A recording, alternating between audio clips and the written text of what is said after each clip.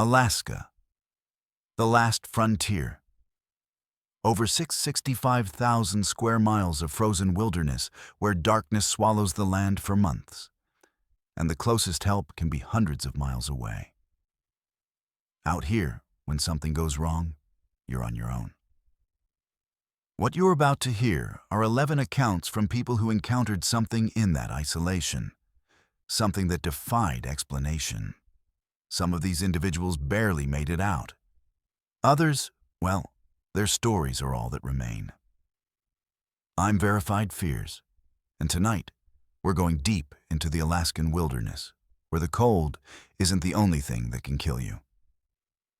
The question is, how long can you last before the darkness gets under your skin?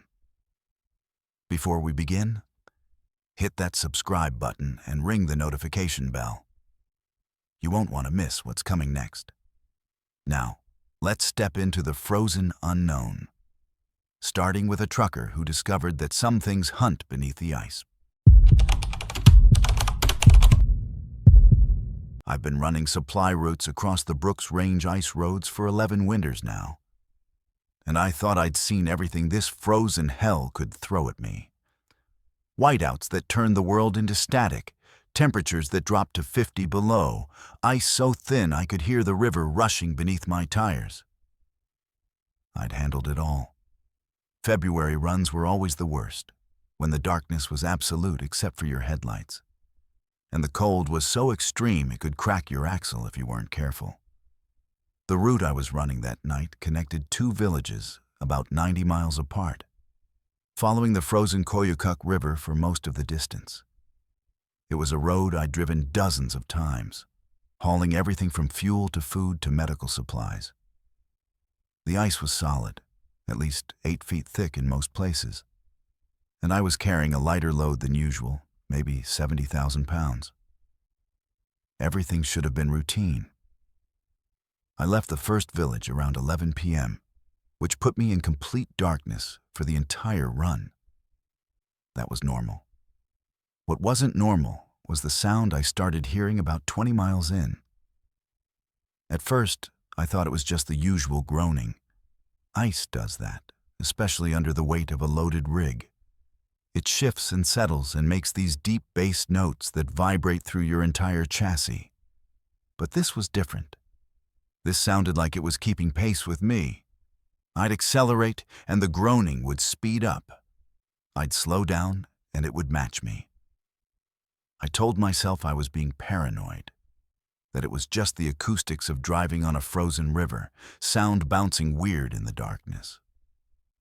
I'd been driving for 6 hours straight before this run, and fatigue does strange things to your perception. Then I saw the crack. It appeared in my passenger side mirror, a dark line zipper racing across the ice about 30 feet parallel to my truck. I watched it extend forward, keeping perfect pace with my speed. Ice cracks aren't unusual. The freeze-thaw cycle, the weight distribution, the current underneath, all of it creates stress fractures. But cracks don't follow you. They don't anticipate where you're going. I grabbed my radio to call back to base, following protocol. This is Unit 7 to base. I've got some unusual ice activity on the Koyukuk stretch, about mile marker 42. The response came back distorted, overlaid with this deep, rhythmic sound that shouldn't have been on the frequency. Unit, Ven, reading, static, proceed with... Then nothing but that groaning, now coming through my speakers. I killed the radio and focused on driving. The crack was still there, still matching me. I sped up to 45 miles per hour, which was pushing it for ice road conditions, and the crack accelerated with me. I could see it in the sweep of my headlights now, not just in the mirror. It was branching, creating smaller fractures that spread out like veins, all of them oriented toward my truck. My hands were sweating inside my gloves, despite the fact that it was -40 outside. I'd heard stories from old-timers, the kind of stories you laugh off over coffee at the truck stop. Tales about things that lived under the ice, ancient things that predated the villages, that resented the machines that crossed their territory. I'd always figured those stories were just boredom talking, isolation making people see patterns where there weren't any. I made the mistake of stopping. I don't know what I was thinking. Maybe that I could inspect the ice, assess the damage, make an informed decision about whether to continue or turn back. The moment my rig came to a complete halt, I felt the ice beneath me shift. Not crack, not break, but shift, like something massive had pressed upward against the underside. The groaning stopped entirely, replaced by a silence so complete it hurt my ears. I sat there in the cab, engine idling, watching my mirrors and the darkness beyond my headlights. That's when I saw the ice in front of me begin to bulge. It rose slowly, a dome of ice about 6 feet in diameter, lifting upward maybe 2 feet before settling back down. Then another bulge appeared, this one closer to my truck, then another. They were forming a line, moving toward me with deliberate purpose. Whatever was underneath was testing, probing, trying to figure out exactly where I was. I slammed the rig into gear and hit the accelerator harder than I should have. The tires spun for a horrifying second before catching, and then I was moving, watching that line of bulges recede in my mirror. But the cracking started again immediately, and this time it was more aggressive. Multiple fracture lines spread out from beneath my truck, some of them cutting across my path ahead. The thing that still bothers me, that I can't explain away with science or fatigue or equipment malfunction, is that the cracks were strategic. They weren't random stress fractures. They were cutting off potential routes, herding me toward deeper sections of the river where the ice would be thinner. I'd studied the maps of this route obsessively. I knew that about 2 miles ahead, the river deepened significantly as it merged with a tributary. The ice there was rated safe, but only barely, and only for lighter vehicles. I was hauling 70,000 pounds. If I went through there, I'd sink in seconds, and in water that cold, I'd have maybe 3 minutes before hypothermia made me useless. I made a decision that violated every safety protocol I'd ever learned. I veered off the established ice road, heading for shallower water where I knew the ice would be thicker. The moment I left the plowed track, my truck started lurching over uneven frozen surface, but I didn't care. Behind me, I could see, and I know how this sounds. I could see the ice actually moving, not cracking, not breaking, but moving like something was swimming underneath it, something so large that it displaced the entire sheet. The fracture lines changed direction, trying to follow me. But I was in the shallows now, where the river had frozen solid all the way to the bottom in places. That's when I got a look at it.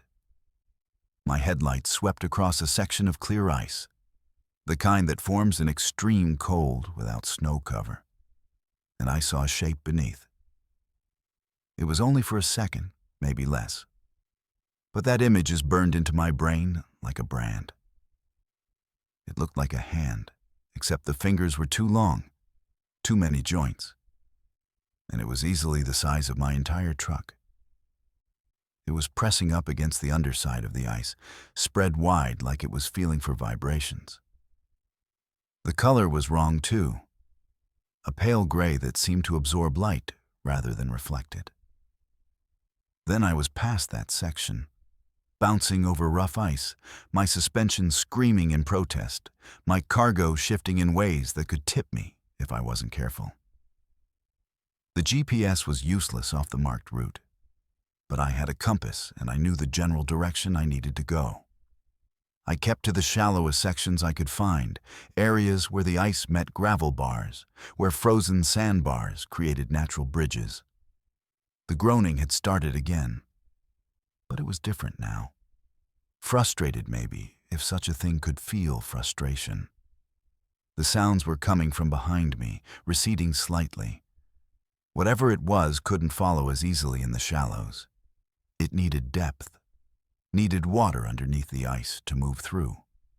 I drove like that for another hour, maybe more. Time loses meaning when you're running on pure adrenaline and terror.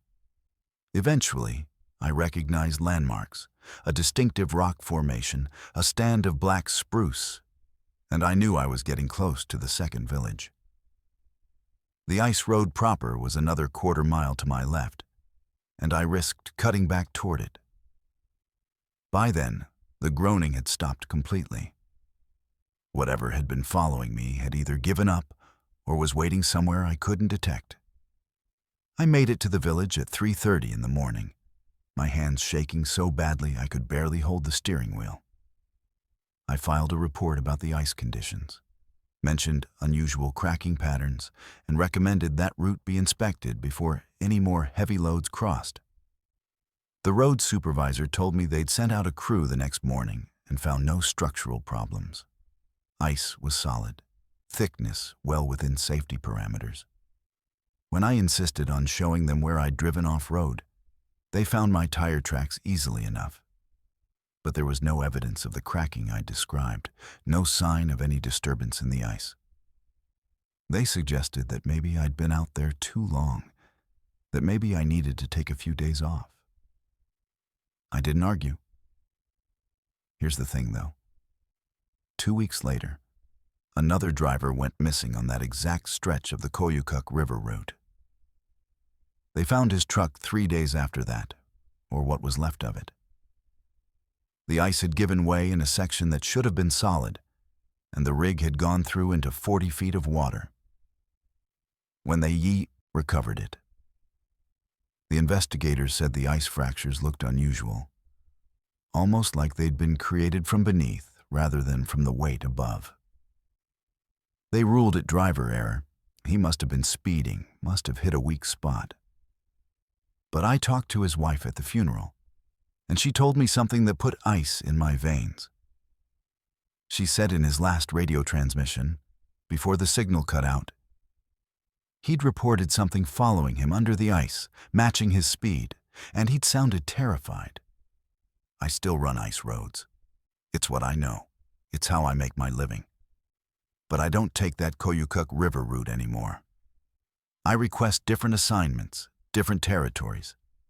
Some guys think I'm superstitious, that I've let one weird night mess with my head. Maybe they're right. But on quiet nights, when I'm crossing other frozen rivers in other parts of the Brooks Range, I sometimes hear that groaning again, deep and rhythmic and almost intelligent. And I press the accelerator just a little harder, keep my eyes on the ice ahead, and I don't stop for anything until I reach solid ground. Because out here in the darkness, on these frozen highways where the nearest help is 100 miles away, you learn to trust your instincts. And my instincts tell me that some things hunt in the deep cold, beneath the ice, waiting for the right moment to pull you down into the black water where no one will ever find you.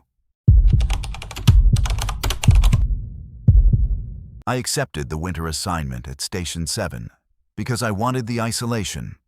After 3 years of crowded university labs and collaborative research projects where you couldn't think without someone interrupting, the idea of spending 4 months alone on the Arctic coast sounded like paradise. The station itself was a repurposed structure from the 1980s, one of several climate monitoring outposts the university maintained across Alaska's North Slope.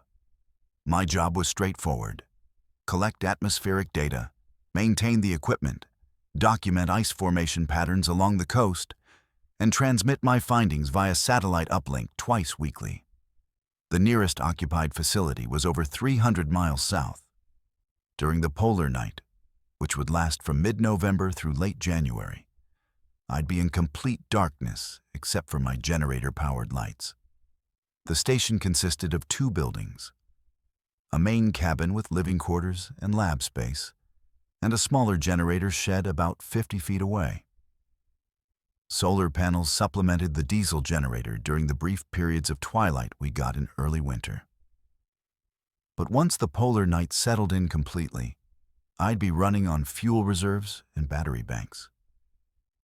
I had enough supplies for 6 months if necessary, and a satellite phone for emergencies, though reception was unreliable during magnetic storms.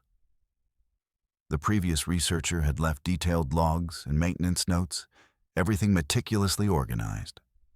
His final entry, dated October 28th, simply read, "Preparations complete. Station ready for winter occupancy. Departing on supply flight." Nothing unusual. Nothing concerning. The first 3 weeks went exactly as planned. I fell into a comfortable routine. Morning equipment checks, data collection, meals I could prepare without thinking, evenings reading or analyzing my findings.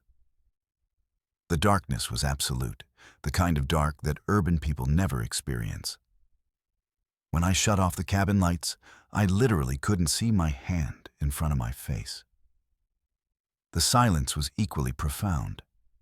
No traffic, no aircraft, no voices, just the occasional groan of sea ice and the whistle of wind across the tundra. I'd expected the isolation to feel oppressive, but instead it felt liberating. For the first time in years, my thoughts were entirely my own.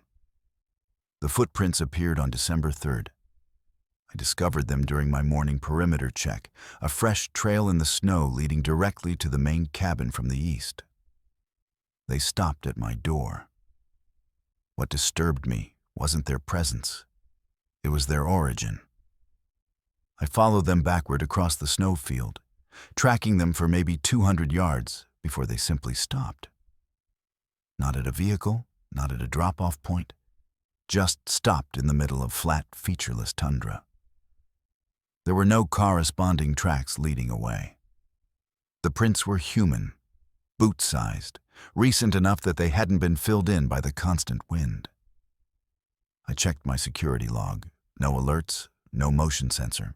Triggers, no unusual activity logged by the automated systems. I told myself there had to be an explanation. Maybe the wind had obscured part of the trail.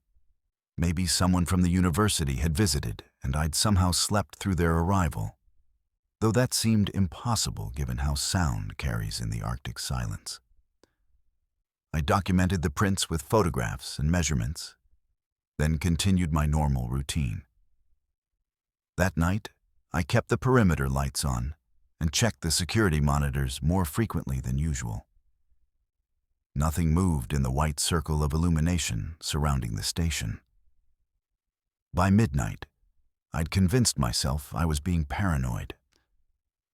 The knocking came at 3:17 a.m. 3 deliberate raps on the main cabin door, loud enough to wake me from sleep. I sat up in my bunk, heart pounding, listening. Silence. Then 3 more knocks, patient and measured. I grabbed my flashlight and approached the door, keeping back from the window. "Who's there?" My voice sounded strange after weeks of not speaking aloud. No response. I checked the security monitor that covered the entrance. The screen showed my door, the small porch, the circle of light from the exterior lamp, but no person. I watched for 5 minutes. Nothing.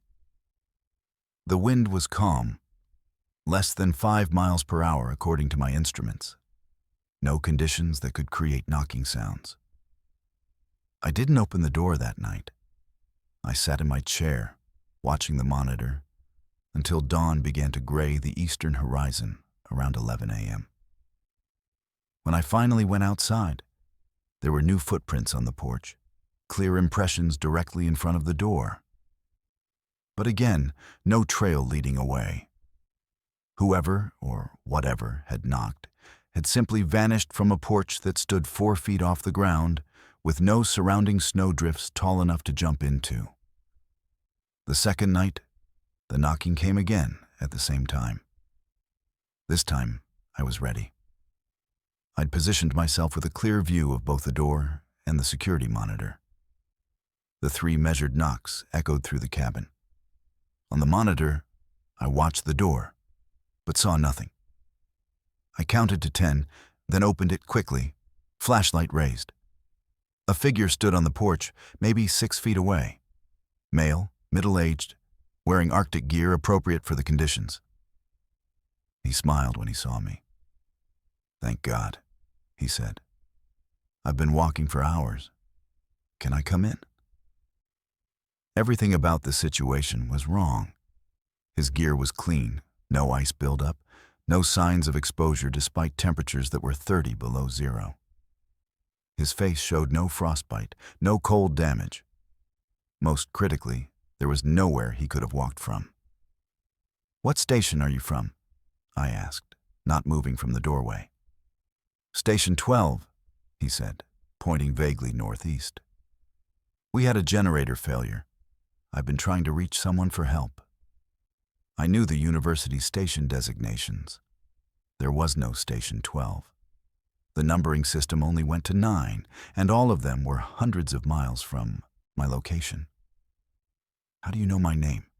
I asked. I hadn't introduced myself, but he'd used it twice already. He looked confused. "You told me. Last week, remember? When you visited our station?" I'd never left Station 7 since arriving. My snowmobile had a GPS tracker, every trip logged automatically. I hadn't gone anywhere. "I think you should leave," I said. The man's expression didn't change, that same pleasant smile. "It's dangerous out there. You know that. Please, just for a few hours." His eyes were wrong. They didn't reflect the light properly, like looking at dark glass instead of human tissue. I shut the door and locked it. Through the monitor, I watched him stand there for maybe 30 seconds, still smiling at the closed door. Then he walked off the porch. And I mean walked off. Not down the stairs, but directly over the edge as if the 4-foot drop didn't exist. He didn't fall, didn't stumble, just stepped down onto the snow with no change in his stride, and walked toward the darkness beyond the lights. I watched until he disappeared. In the morning, I found his footprints approaching the cabin. But the stride length was wrong. Too long, covering ground that would require 6-foot steps. And where he'd stepped off the porch, there was no impact depression, no sign that he'd dropped any distance at all. I spent that day reviewing every file the previous researcher had left. Buried in a folder marked Equipment Manuals, I found a personal journal, dated entries from his winter assignment 2 years prior. Most of it was routine observations. But then I reached December 4th. The visitor returned last night. Same story about needing help, same smile. I've started keeping detailed logs of when it appears. 3:17 a.m. like clockwork. It knows things it shouldn't. Names of my family members, details about my research that aren't in any published papers. Dr. Chen from the university thinks I'm experiencing isolation-induced psychosis. Maybe I am. But psychosis doesn't leave footprints. The entries continued. The previous researcher had documented 17 visits over 3 months. Each time, the figure claimed to be from a non-existent research station. Each time, it knew personal information it shouldn't have access to. The researcher's final entry, dated February 19th, was different from the official log I'd read. It's wearing my face now. I saw myself standing outside the generator shed tonight. Same jacket I'm wearing, same scar on my left hand. It smiled at me with my smile. I'm requesting early evacuation. I don't care what the university thinks. I'm not spending another night here. That night, I didn't sleep.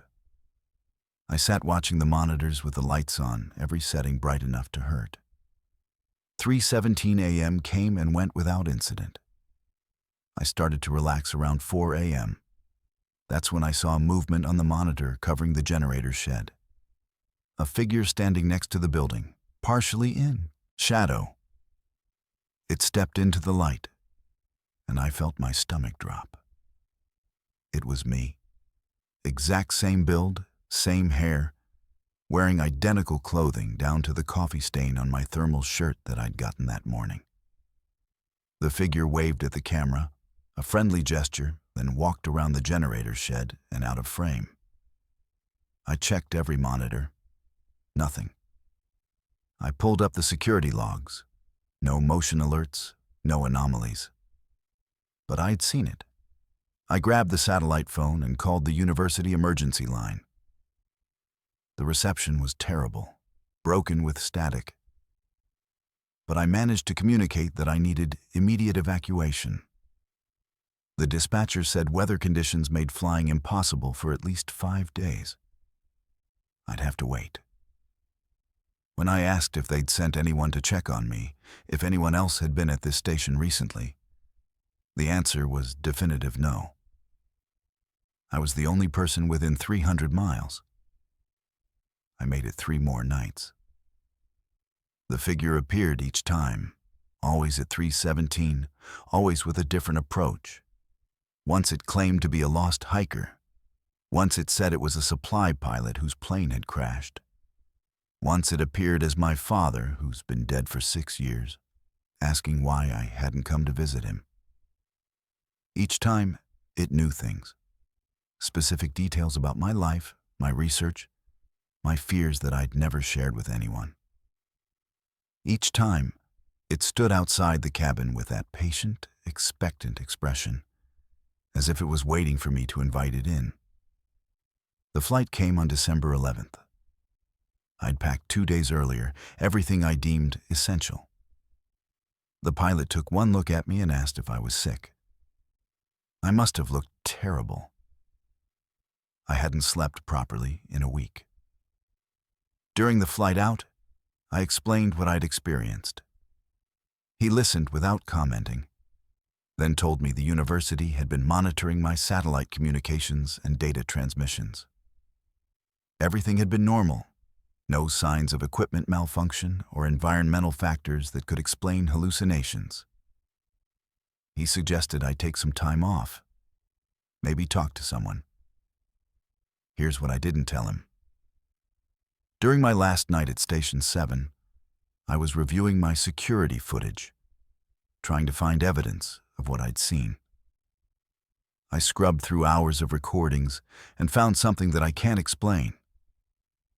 On December 3rd, the same day I discovered the first footprints, there's a gap in the footage. 4 minutes and 37 seconds where the timestamp jumps, but the scene doesn't change. During those missing minutes, according to the metadata, the security system recorded 17 separate motion alerts inside the main cabin. I was alone in that cabin. There's no other explanation. Whatever triggered those alerts was inside with me, and I never knew. The university asked me to write a detailed report about my experience at Station 7.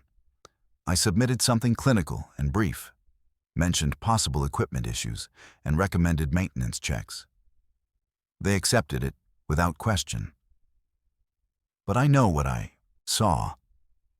I know those footprints were real, that the visitor was real, even if I can't explain what it was or why it appeared. Station 7 is still operational. They sent another researcher there 2 months ago for a summer assignment. I check the university databases sometimes, looking at the data transmissions from that station.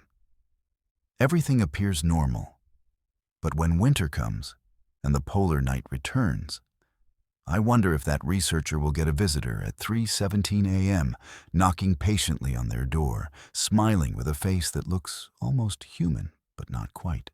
And I wonder if they'll be smart enough to never, under any circumstances, invite it inside. My grandfather left me his cabin in his will, along with a handwritten letter that said simply, "Spend time there. Learn to listen. Respect what you hear." He died in March, and by October I'd finally arranged enough time off work to spend a full week at the property. The cabin sat on a small island in Tongass National Forest, accessible only by float plane, about 40 minutes from Sitka. Grandfather had built it himself in the 1970s, back when you could still claim remote land if you maintained it properly. It had been his refuge every autumn for as long as I could remember. The place he disappeared to for weeks at a time, coming back quieter and somehow more settled in himself. I'm half Tlingit on my mother's side. Though I'd grown up in Anchorage, disconnected from most of the cultural traditions my grandfather had tried to teach me. He'd told me stories about the Kushtaka when I was young, shapeshifters that could take human form, land otter men who lured people into the forest and drove them mad. I'd always assumed they were just cautionary tales, the kind every culture has to keep children from wandering too far from safety. Looking back now, I realize how seriously he took those stories, how he never smiled when he told them like he did with other family legends. The float plane dropped me off on a calm afternoon, the pilot helping me unload my supplies onto the small dock grandfather had maintained. "You sure you want a full week out here alone?" he asked. "Weather's supposed to turn in a few days." I assured him I'd be fine. The cabin had a satellite phone for emergencies, and I'd brought enough food for 10 days. He shrugged and handed me his card. "Call when you're ready for pickup. And hey, your grandfather was good people. He knew this forest, respected it. You should do the same." Then he was gone, the sound of the plane's engine fading until there was nothing but wind in the spruce trees and the lap of water against the dock. The cabin was exactly as I remembered from childhood visits. One room with a loft, a wood stove, shelves lined with books and field guides, grandfather's tools hanging neatly on the wall. Everything was meticulously maintained despite his absence. Someone must have been checking on it, though the lawyer hadn't mentioned a caretaker. I found grandfather's journals on a shelf, dozens of them dating back decades. I'd planned to read through them during my stay, hoping to feel closer to him, to understand why this place had meant so much to him. The first 2 days were peaceful. I hiked the island's trails, sat on the dock watching ravens, cooked simple meals on the wood stove. In the evenings, I read grandfather's journals by lamplight. Most entries were observations about weather, wildlife, the changing seasons. But scattered throughout were references to the old warnings and keeping the boundaries. One entry from 15 years ago caught my attention. Heard her voice again. Tonight, Catherine calling from the tree line, asking me to come help her with something. Catherine's been dead 8 years. I stayed inside, burned cedar like father taught me.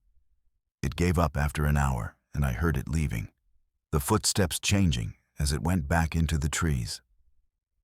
Catherine was my grandmother. She'd died when I was 10, long before grandfather built this cabin. I read the entry 3 times, trying to make sense of it. Isolation could affect people strangely. Maybe grandfather had been experiencing auditory hallucinations, his grief manifesting in ways his rational mind couldn't control. But the clinical detachment in his writing suggested otherwise. He documented it like a weather pattern, something expected and manageable if you followed the right protocols. On the 3rd night, I heard my mother's voice. I was getting ready for bed when it came clearly through the cabin wall. "Sweetheart, I need help out here. Can you give me a hand?" The exact tone she used when she needed me to carry groceries or help her reach something on a high shelf. My mother lives in Anchorage, over 800 miles away. I'd spoken to her on the satellite phone that morning. She was fine, dealing with a plumbing issue in her apartment, completely safe. There was no possible way she was standing outside this cabin. I didn't respond. I sat very still on the bunk, listening. The voice came again, slightly different this time. I know you're in there. Please, I'm hurt. I need your help. Still my mother's voice, but the phrasing was wrong. She wouldn't say it like that, wouldn't use those exact words. I remembered grandfather's journal entry and looked for the cedar he'd mentioned burning. I found bundles of it hanging near the stove, dried and ready. I threw several pieces into the fire, and the cabin filled with a sharp, clean scent. The voice outside stopped. I didn't sleep that night. I sat by the stove with grandfather's journals, reading every entry that mentioned the boundaries or the warnings. A pattern emerged. Almost every autumn he'd spent here, something had come to the cabin, trying to lure him outside. It would use voices of people he knew, always someone who was dead or far away. Once it had sounded like his brother, drowned in a fishing accident 30 years prior. Once like his childhood friend, killed in Vietnam. The entities, he never called them Kushtaka directly, but the implication was clear, seemed to know intimate details about his life, using names and phrases that should have been impossible for anything to know. One journal entry included detailed instructions written in a different hand. His father's, I realized, recognizing it from old letters I'd seen. When they come speaking with familiar voices, 1. Never answer them directly. 2. Never open the door after dark. 3. Burn cedar and devil's club. 4. Do not look directly at them if you see them. 5. They cannot hold a shape perfectly. Watch for the mistakes. 6. Most important, they cannot enter unless invited. Never, under any circumstances, invite them in. Below this, grandfather had added his own note. Father was right. Followed these rules for 40 years. It's kept me safe. It's kept me human. The next morning, I found tracks circling the cabin. They started as human footprints in the soft ground near the tree line, but as they circled closer to the building, they changed. The stride lengthened impossibly, and the prints themselves became something else, elongated with claw marks, like an otter's feet but scaled up to human size. Where they reached the cabin wall, they simply stopped. No return tracks, no continuation. Just stopped, as if whatever made them had vanished or passed through solid matter. I took photographs, documented everything, trying to maintain some scientific objectivity. But my hands were shaking. These were exactly like the tracks grandfather had sketched in his journals, detailed drawings with measurements and notes about gait patterns. He'd tracked these things for decades, studying them with the same careful attention he brought to everything else in his life. This wasn't folklore or superstition. This was something real that he'd learned to coexist with by following very specific rules. That afternoon, I heard my grandfather's voice. It came from the dock, calling my name the way he used to when I was a child visiting him in summer. Come on down here. I want to show you something. The exact tone, the exact inflection. For a moment, grief almost overrode my caution. I wanted so badly to see him again, to hear him explain all of this, to have one more conversation. My hand was on the door handle before I caught myself. I looked through the window instead, angling my view toward the dock. A figure stood there, wearing grandfather's favorite canvas jacket, his old hat. But something was wrong with the proportions. The arms were slightly too long, hanging past where they should have ended. And the face, when it turned toward the cabin, was almost right, but not quite. Like a photograph that had been subtly distorted, all the features in approximately the right places, but the spacing between them just slightly off. "I know what you are," I said aloud, not opening the door. The figure tilted its head, and I heard grandfather's laugh, perfect in every detail. "Smart kid. Your grandmother was worried you wouldn't listen to the old stories. But you're reading the journals, aren't you? Learning what you need to know?" I didn't answer. The figure that looked like grandfather walked closer to the cabin, and I could see its feet now. They weren't quite touching the ground properly, hovering maybe an inch above the dock boards. "Your mother misses you," it said, still using grandfather's voice. "She's very sad. She wants you to come home. She sent me to bring you back." The lies were getting more elaborate, more emotionally manipulative. I remembered grandfather's note about them learning, adapting their strategies. "You need to leave," I said. "You're not welcome here.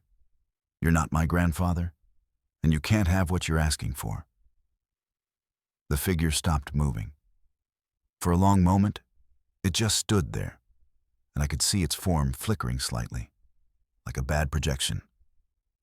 Then it smiled with grandfather's face, but the smile was wrong, too wide, showing too many teeth. "He fought too," it said, and now the voice was changing, becoming something else, layered with sounds that weren't quite human. "For 40 years he kept us out, but he's gone now, and you're here, and we're so very patient." Then it turned and walked toward the tree line, and I watched its shadow on the ground. The shadow didn't match the form casting it. The shadow was something quadrupedal and low to the ground, otter-shaped, while the figure itself still looked roughly human. I called for early pickup that night. The satellite phone connection was poor, full of static, but I managed to communicate that I needed to leave. The pilot said he could come the next morning if the weather held. I spent that final night burning every scrap of cedar I could find, keeping the fire hot and bright. They came multiple times. I heard my mother, my best friend from college, my deceased aunt, even my own voice calling from outside, asking to be let in, claiming I'd locked myself out. Each time I stayed silent, stayed inside, followed grandfather's rules. Dawn came eventually. The float plane arrived at 9 a.m., and I'd never been more grateful to hear an engine. I loaded my things quickly, taking only my personal items and grandfather's journals. As we lifted off, I looked down at the cabin and saw figures standing at the tree line, 3 of them, maybe 4, watching the plane leave. From the air, they looked almost human. Almost. I've been back in Anchorage for 2 months now. I've read through all of grandfather's journals, understanding now why he spent so much time at that cabin. He wasn't just seeking solitude, he was maintaining the boundaries, proving to those things that the property was actively occupied and defended. Without him there, without someone who knows the rules and follows them, I don't know what will happen to that place. The forest will reclaim it eventually, and maybe that's for the best. Sometimes I hear my grandfather's real voice in my memory, distinguished now from the imitation I heard at the cabin. He used to tell me that the Tlingit stories weren't just entertainment, they were survival guides, accumulated knowledge passed down through generations of people who lived in close proximity to things we don't fully understand. He'd say that dismissing them as superstition was a luxury of people who'd never encountered what the stories warned against. I understand now. I understand completely. And I know that I'll never go back to that cabin, beautiful as it is. Because some inheritances come with responsibilities I'm not prepared to maintain. The forest can have it back. Some places belong to things older than us, and no amount of legal documentation changes that fundamental truth. This was my second season aboard the Northern Prospect, a 120-foot crabber working the Bering Sea out of Dutch Harbor. First season, I'd kept my head down, learned the work, proved I could handle the 18-hour shifts and the brutal conditions. This season, Captain Rourke had told me I was part of the crew proper, not just temporary deck help. We were fishing the continental shelf edge in late October, working the drop-off where the shelf plunges from 200 feet to over 3,000 in the span of a few miles. Good fishing if you knew the bottom, deadly if you didn't. We'd been out 11 days, our holds about 60% full of snow crab, riding out marginal weather and waiting for the next weather window to make another big push. The haul that changed everything came up just after midnight on day 12. We were working a section of bottom that our sonar showed as irregular, probably rocks and debris where crab like to congregate. The net went down to just over 800 feet, deeper than we usually fished.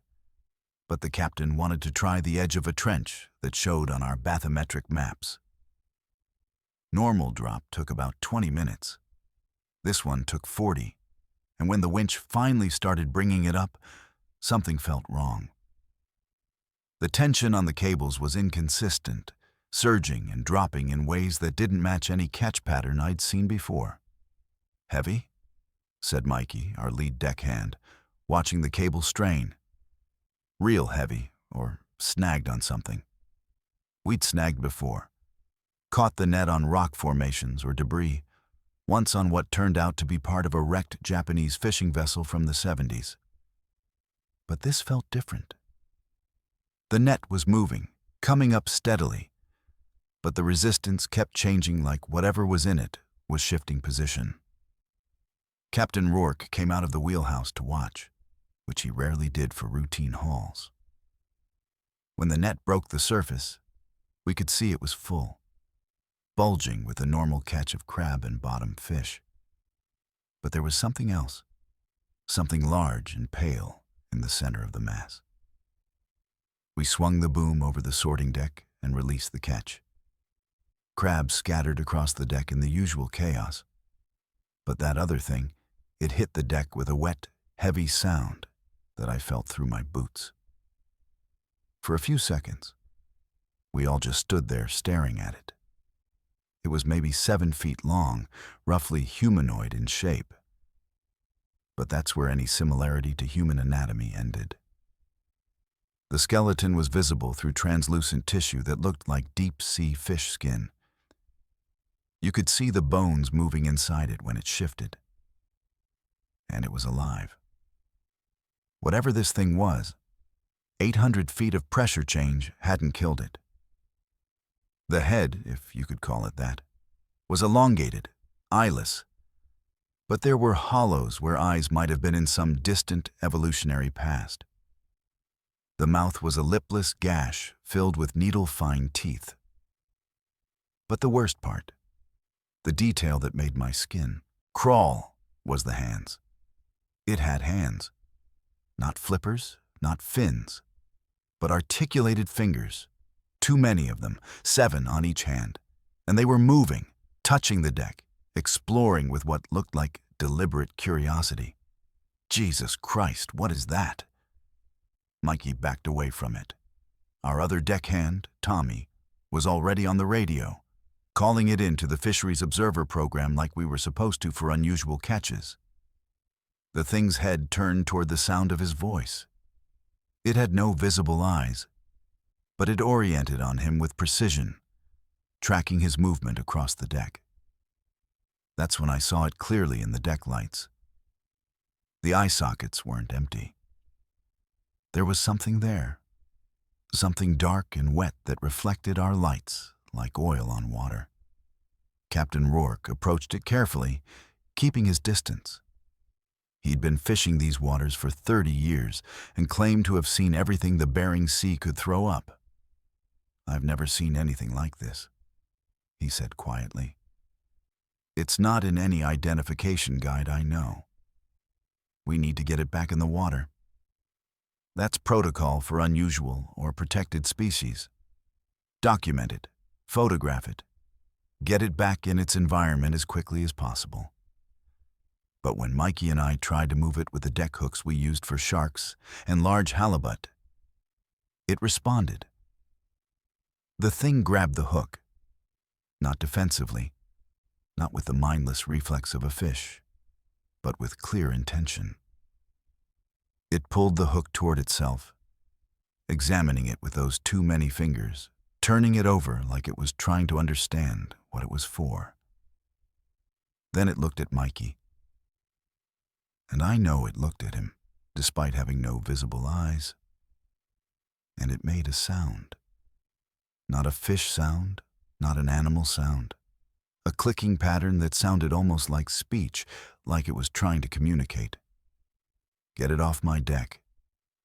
Captain Rourke's voice had an edge I'd never heard before. Now.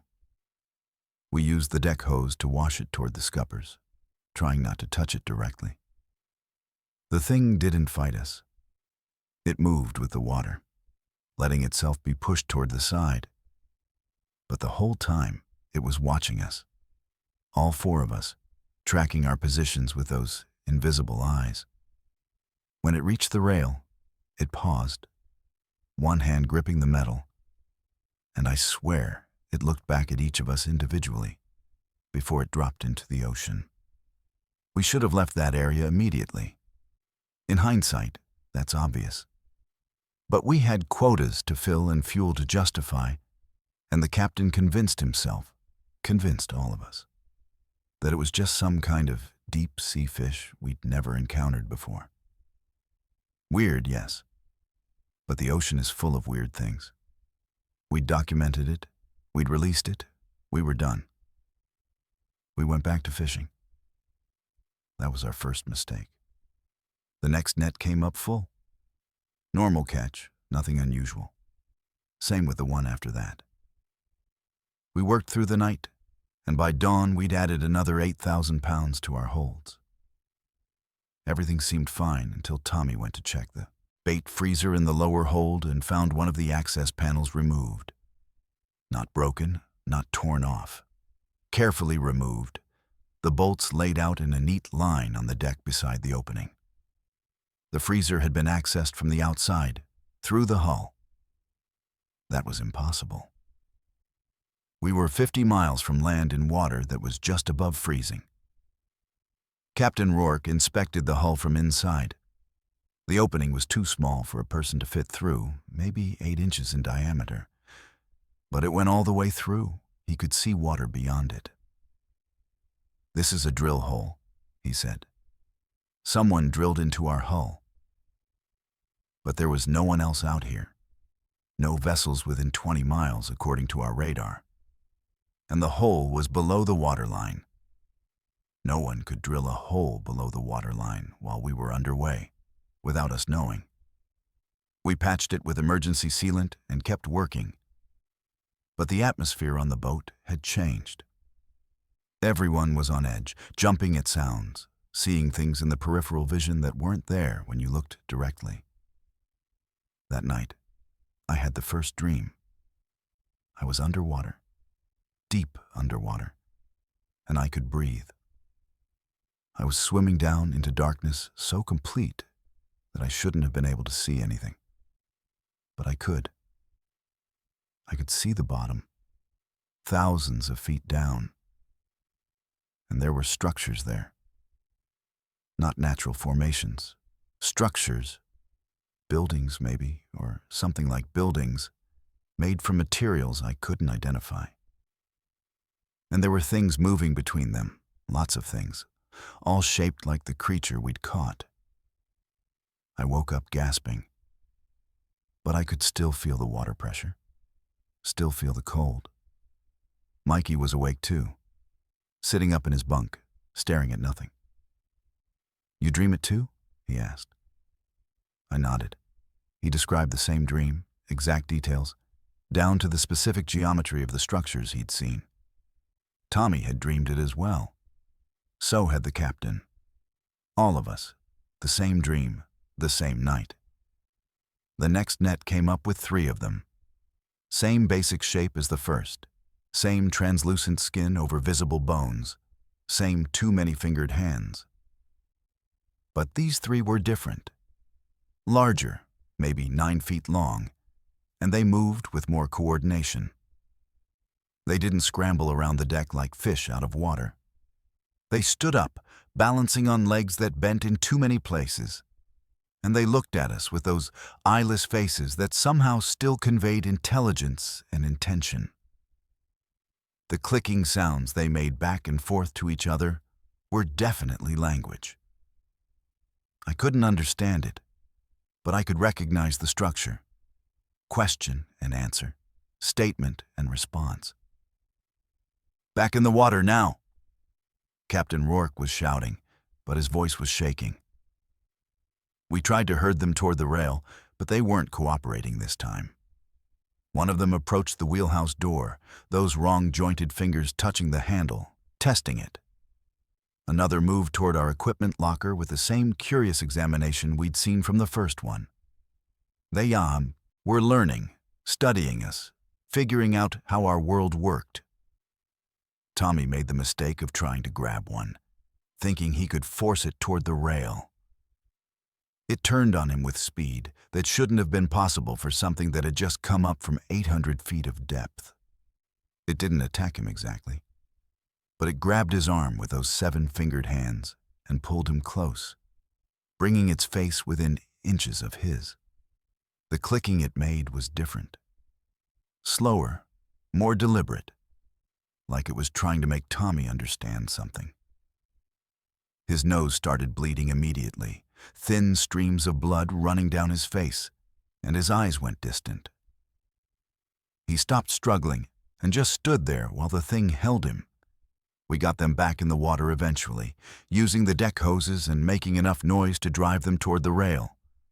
But it took 20 minutes, and the whole time they were studying us, learning from us, making those clicking sounds back and forth that definitely carried meaning. When the last one went over the side, it paused like the first one had, looking back at us, and it pointed downward with one of those horrible hands. A gesture, deliberate communication. Then it dropped into the dark water and was gone. Tommy wouldn't talk about what happened when the thing grabbed him. He sat in the galley staring at his coffee for an hour, nose still bleeding intermittently. And when we asked him questions, he just shook his head. Finally, he said, "They want us to come down. They have a message, or an invitation, or I don't know the right word for it. But they want us to come see something. They think we'll understand if we come down there." His eyes were wrong when he said it. The pupils dilated too wide, and his hands were shaking. That night, we all had the same dream again, but more detailed. The underwater city was clearer now, and I could see more of the things moving through it. Hundreds of them, maybe thousands. And there were other things too, older structures deeper down, built by something else, something even stranger. In the dream, I understood that these creatures we'd caught were the current residents, but they hadn't built those deepest structures. They'd inherited them or found them, and they wanted to show them to someone, to share what they'd discovered in the deep places where no light had ever reached. Captain Rourke gave the order to head back to Dutch Harbor on day 13. We were only 70% full, well short of our quota, but none of us argued. On the trip back, we didn't talk much. We'd started having the dreams during the day, too. Waking dreams, moments where the boat would disappear and we'd be underwater again, seeing those structures, feeling the pressure and the cold and something else, something calling us down. We've been back on land for 3 weeks now. The fisheries department took our photos and documentation, but they didn't seem particularly concerned. Deep sea life is poorly documented, they said. Probably some kind of undiscovered species of fish. They thanked us for the report and filed it away. None of us have signed on to another boat. We're all having trouble sleeping, having trouble with any kind of normal life. The dreams keep coming, every night now, more vivid and detailed. Last night I dreamed that we were all underwater together, crew and captain, swimming down toward those structures, and the things were waiting for us, welcoming us, showing us doors that opened into spaces that couldn't exist but did. Tommy disappeared 4 days ago. His apartment was found empty, his phone and wallet left behind. The last text message on his phone was to his sister. Going to see what they wanted to show us. Don't worry, it's better down there. The Coast Guard is searching, but I know they won't find him. Or if they do, it won't be anything they can explain. Because I understand now.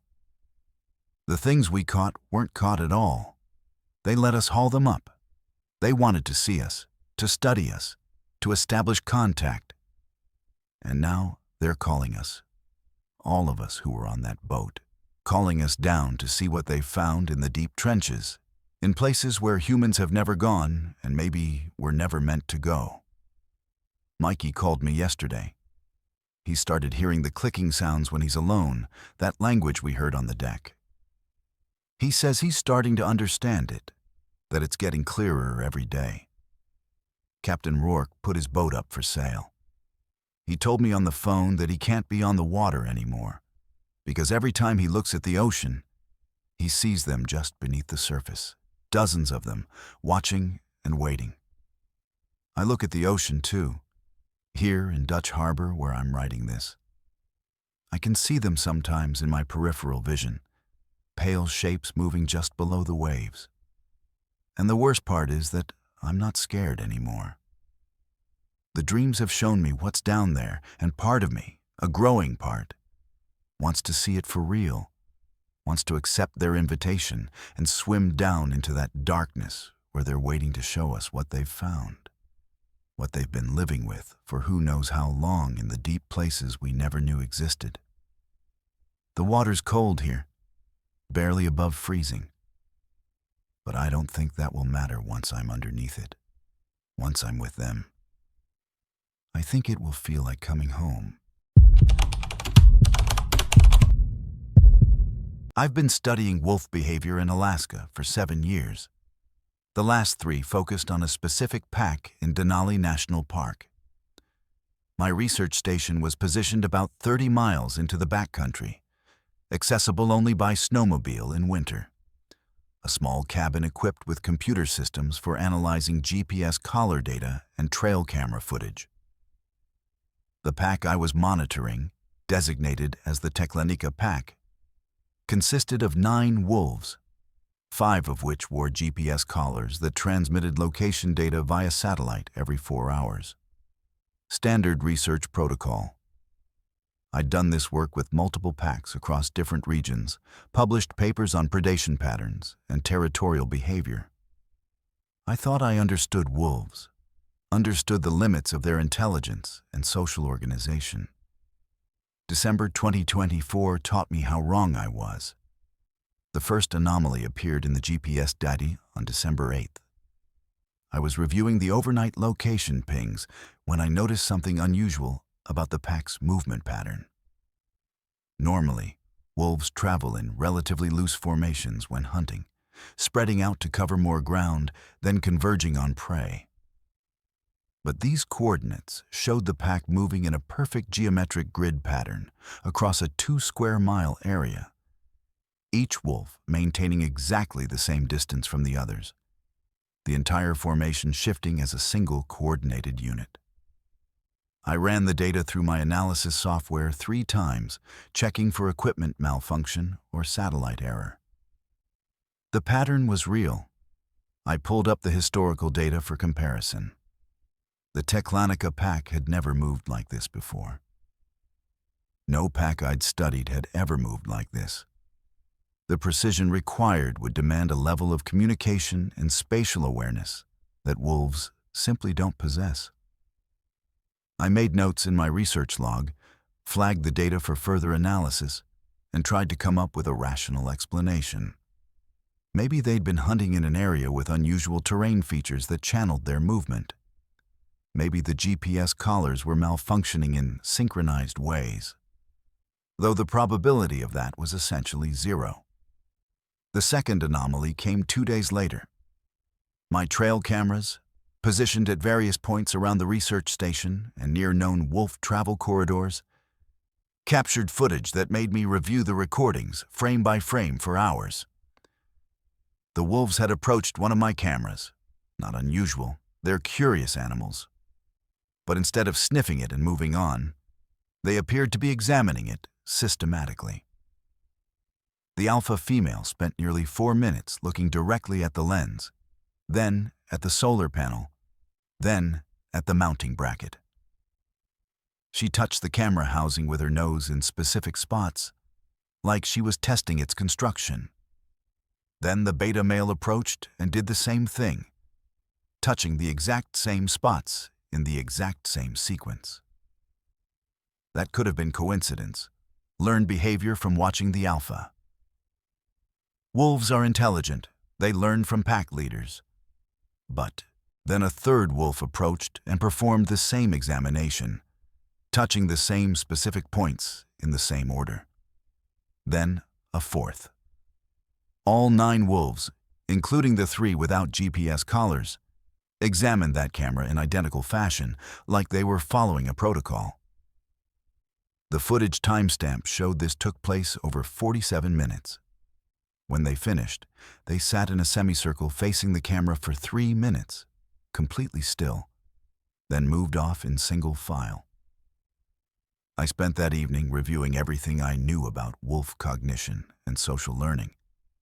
They're smart animals, capable of complex problem-solving and coordinated hunting strategies.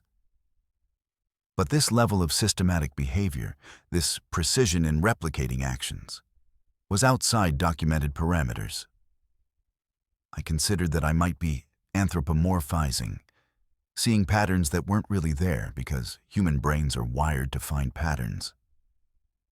I made myself coffee and tried to focus on the mundane work of data entry and equipment maintenance. December 12th.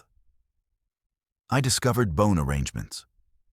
During my weekly perimeter check around the research station, I found caribou bones laid out in patterns around my cache shed, not scattered by scavengers, not dragged and dropped randomly, arranged. Ribs forming parallel lines, leg bones positioned at right angles, vertebrae placed at regular intervals. The patterns were too precise to be natural. I photographed everything, took measurements, documented the positions.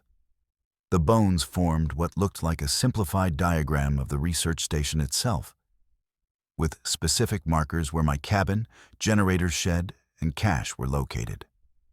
I checked the trail cameras covering that area. The footage showed the wolves arranging the bones over the course of 3 hours, working in pairs, moving specific bones to specific locations. They weren't playing, weren't food caching, weren't engaging in any documented wolf behavior I'd ever seen. They were constructing something, building a model, and the precision with which they worked suggested planning and spatial reasoning that should have been impossible. That's when I started to feel genuine unease. I'd been in remote research stations before, alone for months, and never felt threatened by the wildlife I studied. But this was different. This suggested the wolves weren't just aware of me. They were studying me back, analyzing my environment, perhaps trying to understand my presence and purpose. I increased the frequency of my GPS data downloads, checking the collar transmissions every 2 hours instead of the standard 4. The movement patterns became more complex. The wolves began traveling in formations that I recognized from my own field research methodology. They were grid searching, the same systematic pattern researchers use to survey an area thoroughly. They covered a 12-square-mile section of territory in perfect search grids over 4 days. The GPS data showing coverage so complete there were no gaps larger than 100 meters. This wasn't hunting behavior. This was methodical survey work, December 15th. My motion sensors started triggering in patterns. The research station had a perimeter security system, basic infrared sensors that logged when something larger than a fox passed within 50 meters. Over the course of one night, the sensors triggered in sequence, clockwise around the station, one every 17 minutes for 6 hours. Whatever was tripping them was circling my position with mathematical regularity. I reviewed the trail camera footage and saw individual wolves, each making exactly one circuit around the station before disappearing into the darkness. They were taking turns, maintaining continuous surveillance. I called my research supervisor via satellite phone and described what I was observing. She listened patiently, then suggested that wolves were simply establishing territorial behavior around a potential competitor. Me. It was a reasonable explanation. I wanted to believe it. But it didn't account for the precision, the geometric patterns, the systematic approach. Those weren't territorial displays. Those were intelligence-gathering operations. The next development was the most disturbing. I discovered the wolves were testing my security measures. I had a standard electric fence around the generator shed. Low voltage, enough to deter curious animals from tampering with fuel supplies. The trail camera covering that area showed a wolf approaching the fence, touching its nose to the wire, receiving the shock, and backing off. Normal animal behavior. But then a second wolf approached the exact same spot, received the same shock, and backed off. Then a third, fourth, fifth. All 9 wolves, one after another, deliberately touching the fence in the same location, as if they were gathering data about the deterrent's strength and consistency. Later that same day, I found they'd been probing the fence at different points, testing multiple locations, and they discovered that the corner post had a small gap where the wire didn't quite connect. They didn't breach the fence. They just identified the weakness and left it alone, like they were creating a database of vulnerabilities for future reference. I started keeping detailed hourly logs of my observations. December 17th, so 300 hours. Wolves positioned at exactly the cardinal points around the station, north, south, east, west. Maintaining those positions for 40 minutes. December 17th, 1400 hours. 2 wolves observed on ridge overlooking the station, sitting motionless for 2 hours, line of sight covering all my approaches. December 18th, over 200 hours. Discovered fresh wolf tracks leading to every single one of my trail cameras, including 3 I'd installed just days earlier in locations the pack had never visited before. They'd found them all in one night. The GPS collar data was showing something else troubling. The wolves were spending significant time in locations that had no obvious value. No prey concentrations, no den sites, no territorial boundaries to defend. When I cross-referenced these locations with my own research activities, I realized they were places I'd visited recently. They were following my movements, checking locations where I'd conducted surveys or collected samples. They were backtracking me, learning my routines. December 19th. I found a wolf waiting by my snowmobile. I'd left it parked about 100 meters from the cabin while I checked equipment. When I came back, the alpha female was sitting beside it, not aggressive, not afraid, just sitting there like she was waiting for me. We made eye contact for maybe 30 seconds. Her expression, and I know how unscientific this sounds, her expression was evaluative. She was assessing me, making some kind of judgment. Then she stood up, walked a slow circle around the snowmobile, came back to her original position, looked at me again, and trotted off into the trees. I checked the snowmobile thoroughly. Nothing was damaged, nothing disturbed. But there were nose prints on the seat, on the handlebars, on the storage compartment. She'd examined it while waiting for me, testing materials, learning about my tools, my methods of transportation. That night, I reviewed all my footage, all my data, looking for an explanation that fit within known wolf behavior parameters. I couldn't find one. Every observation pointed to the same conclusion. This pack had developed or was developing cognitive abilities beyond normal wolf intelligence. Tool recognition, systematic testing, geometric precision in movement, coordinated surveillance. These were strategies that suggested either directed training from an outside source or spontaneous evolution of higher-order thinking. The most frightening possibility was that they were being directed. The bone arrangements, the synchronized camera examinations, the perfect grid patterns. What if something else was controlling them, using them as proxies to study me? But that led to questions I couldn't answer. What could control 9 wild wolves with that level of precision? And why would it be interested in a wildlife researcher in the middle of Denali? December 21st. The wolves changed tactics.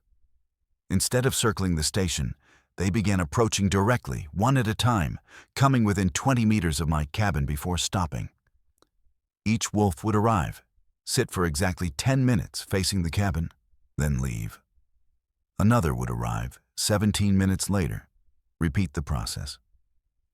They maintained this pattern for 14 hours. I watched from the window, documenting each visit, and I realized they were demonstrating something: patience, organization, the ability to maintain a coordinated strategy over extended time. The GPS data from that day showed me something that made my hands shake when I mapped it. While individual wolves were visiting the station in sequence, the rest of the pack was positioning themselves in a large perimeter around my location. They'd formed a circle approximately 1 mile in radius, with my station at the exact center, and they maintained that formation for the entire 14 hours. Military-level coordination, strategic positioning. They were showing me they could isolate me, that they controlled the space around the research station. I made the decision to leave on December 22nd. I submitted my data to the university servers, packed essential equipment, and prepared for extraction. The satellite phone call to arrange pickup was difficult. My supervisor was concerned about abandoning an active research site. Wanted me to wait for scheduled rotation in 3 weeks. I couldn't explain the real reason I was leaving without sounding irrational. I told her equipment failures, personal health concerns, anything that sounded more reasonable than, "The wolves have been conducting surveillance operations against me with tactical precision." The night before extraction, the wolves made their final demonstration. All 9 gathered in front of my cabin, clearly visible in the exterior lights. And they performed the most unsettling display yet. They arranged themselves in a line, shoulder to shoulder, facing the cabin directly.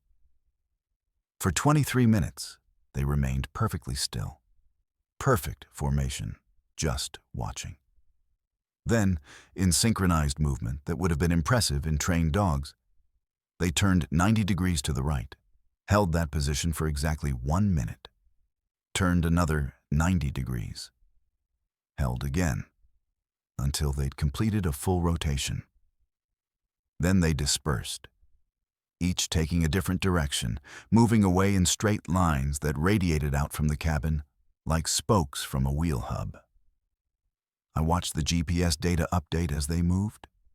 The straight-line paths they followed extended for over 3 miles each before they finally broke formation. It was a demonstration, a message. They were showing me they could execute complex coordinated maneuvers, that their behavior was intentional and controlled, not instinctive or random. The helicopter picked me up on December 23rd. As we lifted off, I looked down at the research station and saw wolves on every ridge point surrounding it, sitting motionless, watching the extraction. The GPS collars have continued transmitting data, and I've continued analyzing it from the university. The pack's behavior has returned to normal parameters. Standard hunting patterns.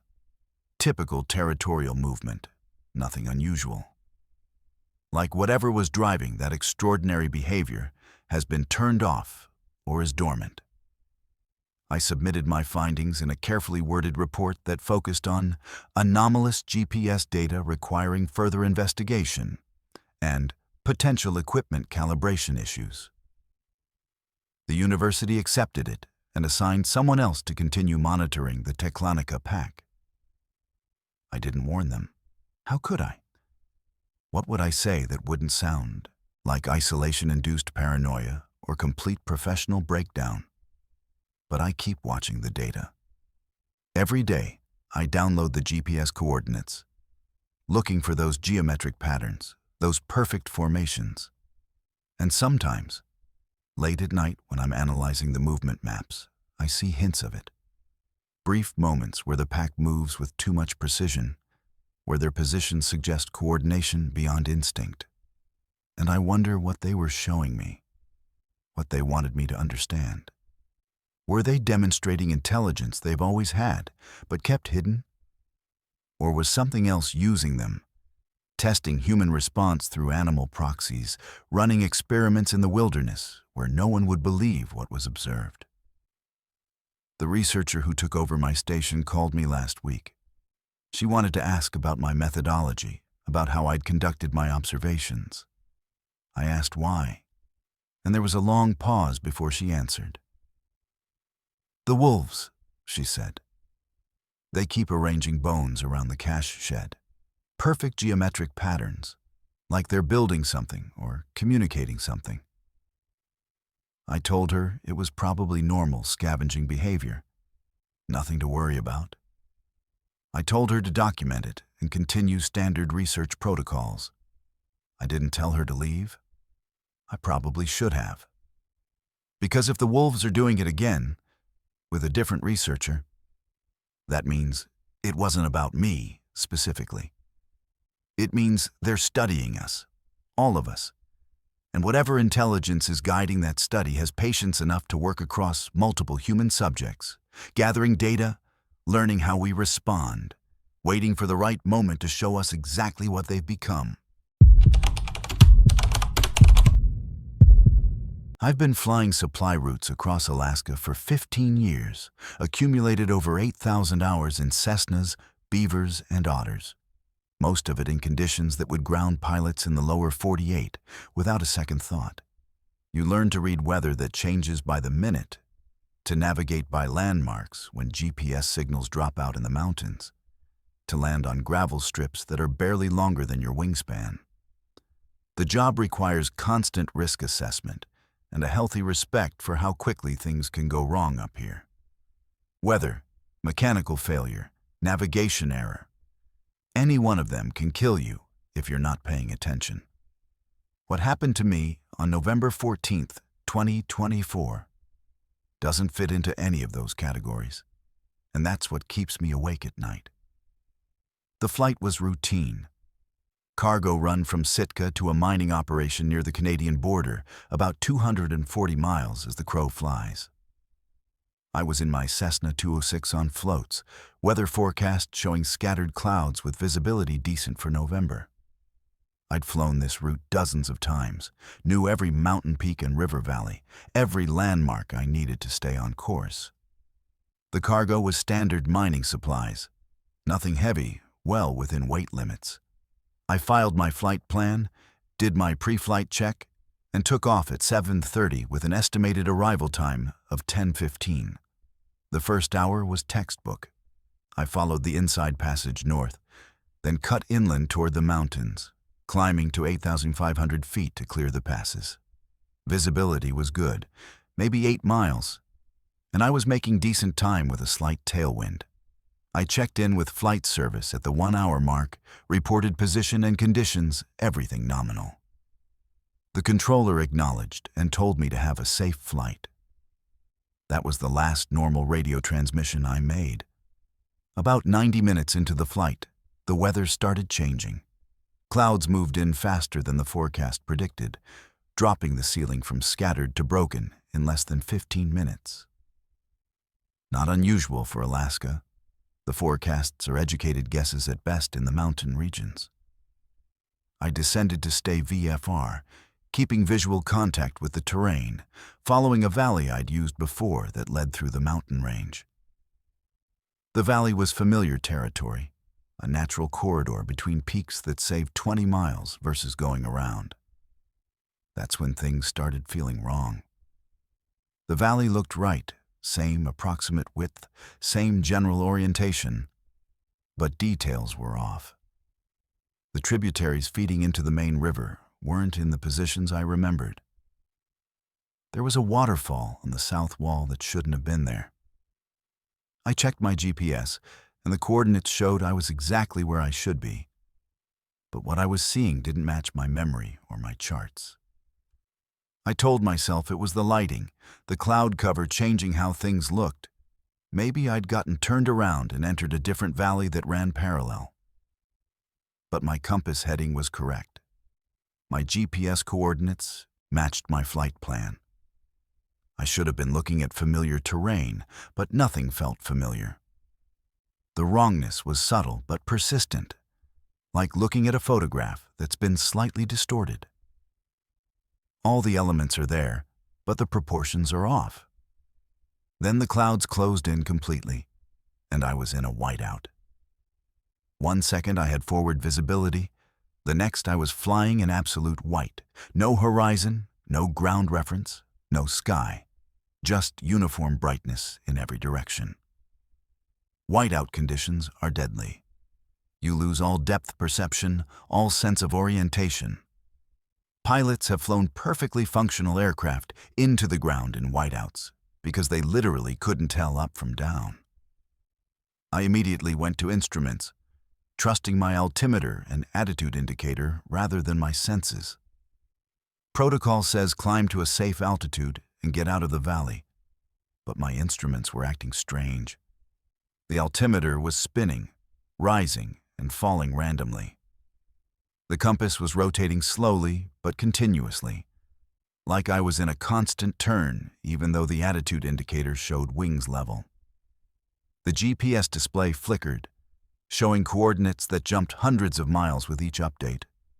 1 second I was over southeast Alaska, the next over the Bering Sea, then back to somewhere in the Brooks Range. I tried the radio. Sitka Flight Service. This is Cessna November 73 Delta Mike. I'm experiencing instrument malfunctions and whiteout conditions, requesting vectors to nearest suitable landing area. Static. I tried again. More static, but underneath it, something else. A rhythmic pattern that didn't sound like normal interference. It almost sounded like Morse code, but too fast, too complex, and it wasn't following any pattern I recognized. The engine was running smoothly, fuel quantity showing normal, all systems operational except navigation and communication. I had maybe 2 hours of fuel remaining, enough to backtrack if I could figure out which direction to go. But without reliable instruments, without visual reference, without radio contact, I was essentially blind and deaf in the middle of a mountain range. I made the decision to descend slowly, trying to get below the whiteout layer. I dropped at 200 feet per minute, watching the altimeter when it was showing steady numbers, and praying I'd break out into clear air before I hit terrain. At what the altimeter claimed was 4,800 feet, the white started breaking up. I could see shapes below me, dark forms that resolved into ground features. What I saw when I came out of the whiteout made my hands tighten on the yoke. I was in a valley, but it wasn't the valley I'd entered. The geography was wrong, not slightly off, but fundamentally different. The mountains surrounding me were shaped wrong, too symmetrical, like they'd been placed deliberately rather than formed by geological processes. The river below ran too straight, maintaining perfect consistency and width for miles. And there were structures. They looked like buildings, but the architecture was wrong. Angles that didn't quite make sense. Proportions that seemed to shift when I looked at them from different directions. They were massive, some of them covering several acres, built from material that reflected the dim light in ways that metal and concrete don't. The structures were arranged in geometric patterns, perfectly spaced, connected by what might have been roads, but were too wide and ran in perfectly straight lines, regardless of terrain. I checked my GPS again.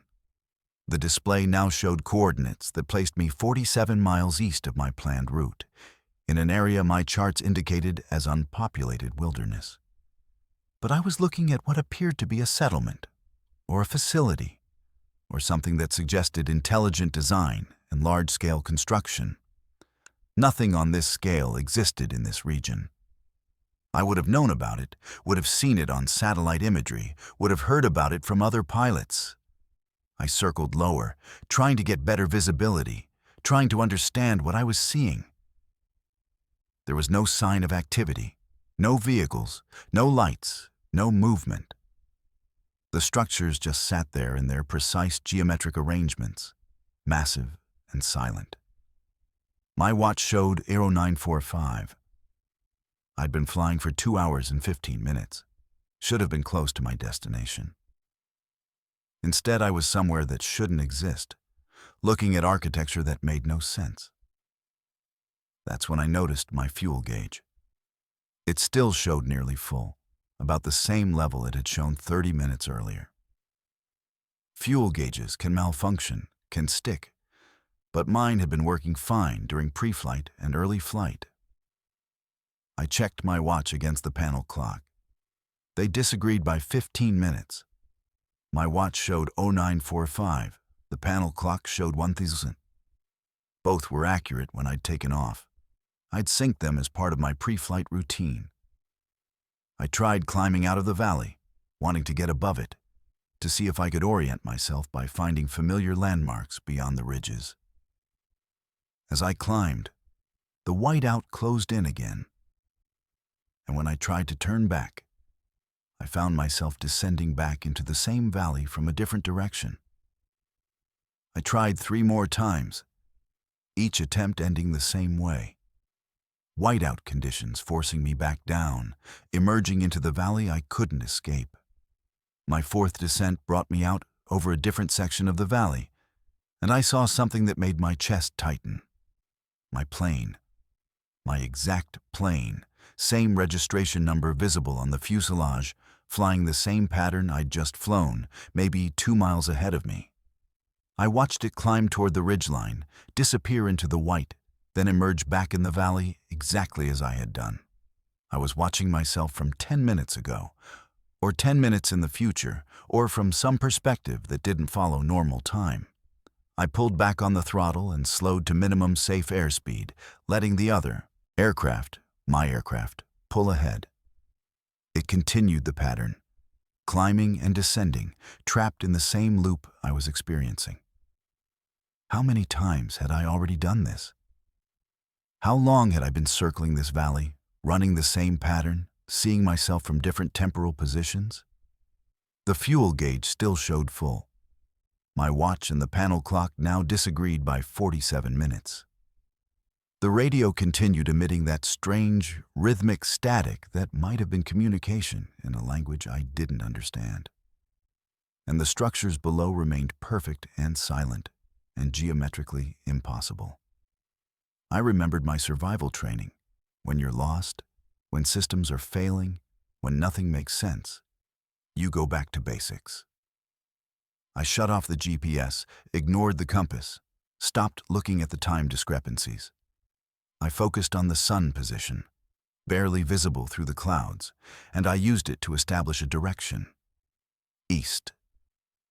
I'd fly east until I hit the coast or ran out of fuel, whichever came first. I pushed the throttle forward and committed to the heading, not deviating regardless of what the instruments showed or what I saw below. The whiteout tried to close in again, but I climbed above it this time, breaking through at what I estimated was 11,000 feet into clear air and sunlight. Below me, an unbroken cloud deck stretched to the horizon. Above, perfect blue sky. No landmarks, no reference points, just white below and blue above. I flew for what my watch said was 90 minutes, though the panel clock indicated only 20 minutes had passed. The fuel gauge fluctuated randomly between full and 3/4. Then I saw a break in the clouds ahead, and through it I recognized terrain, the actual terrain from my charts, the mountains I knew, the valleys I'd flown hundreds of times. I descended through the gap and found myself exactly where my original flight plan said I should be, 10 miles from my destination. The mining operation appeared ahead, the gravel strip where I'd landed dozens of times before. I set up my approach, touched down smoothly, and taxied to the parking area. The facility manager came out to help with the cargo unload. "Thought you might turn back," he said. "Weather got pretty thick about an hour ago." An hour ago. My watch showed I'd been flying for 4 hours and 32 minutes. The panel clock showed 2 hours and 40 minutes. The facility manager's timestamp on the cargo receipt showed I'd landed at 11:45, right on schedule according to my original flight plan, as if nothing unusual had happened. I didn't mention the valley or the structures or the temporal discrepancies. I helped unload the cargo, accepted payment, filed my return flight plan. The flight back to Sitka was completely normal. Clear weather, accurate instruments, no anomalies. I landed at 15:30, tied down the aircraft, completed my paperwork. That night, I reviewed my charts, trying to find the valley I'd been trapped in. I couldn't identify it. Every valley in that region was mapped, documented, photographed. None of them matched what I had seen. I checked satellite imagery going back 5 years. No sign of structures, no geometric patterns, no evidence that anything unusual existed in that airspace. I talked to other pilots over the next few weeks, casual conversations at the flight service station, asking if anyone had experienced navigation issues in that region. 2 pilots mentioned strange instrument behavior in the same general area. One described a valley that didn't look right, but couldn't be more specific. Another said his GPS had malfunctioned for about 20 minutes before correcting itself. None of them reported seeing structures or experiencing time discrepancies. I've flown that route 3 times since November.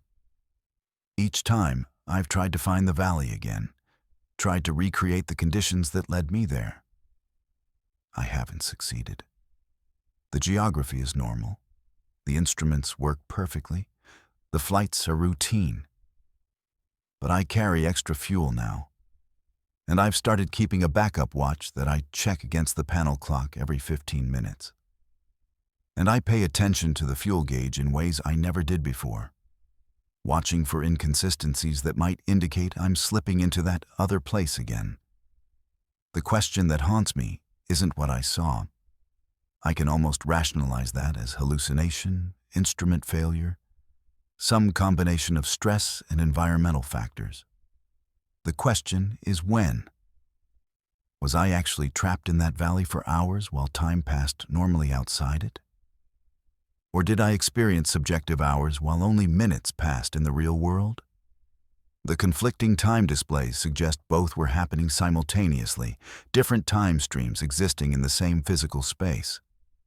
And those structures, if they were real, if that valley exists in some parallel version of Alaska's geography, what were they? Who built them? Are they still there? Just outside the normal flow of time and space, waiting for pilots who enter the wrong weather conditions at the wrong moment in the wrong valley? I check my GPS coordinates obsessively now during every flight, documenting my position every 5 minutes, looking for discontinuities, for moments where the numbers jump or the instruments disagree with reality. Last week, I was reviewing my flight recorder data from that November trip. Most of it was corrupted. But there's one clear section from when I was in the valley. The altitude readings show me at 4,800 feet for 17 minutes. But the GPS coordinates during that same 17 minutes place me at 93 different locations, some of them over 1,000 miles apart. According to the data, I was simultaneously in Southeast Alaska, the Aleutian Islands, and northern Canada at the same altitude, at the same time. The flight recorder doesn't malfunction like that. It doesn't hallucinate.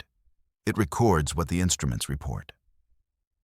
I keep that data on a backup drive now, haven't shown it to anyone.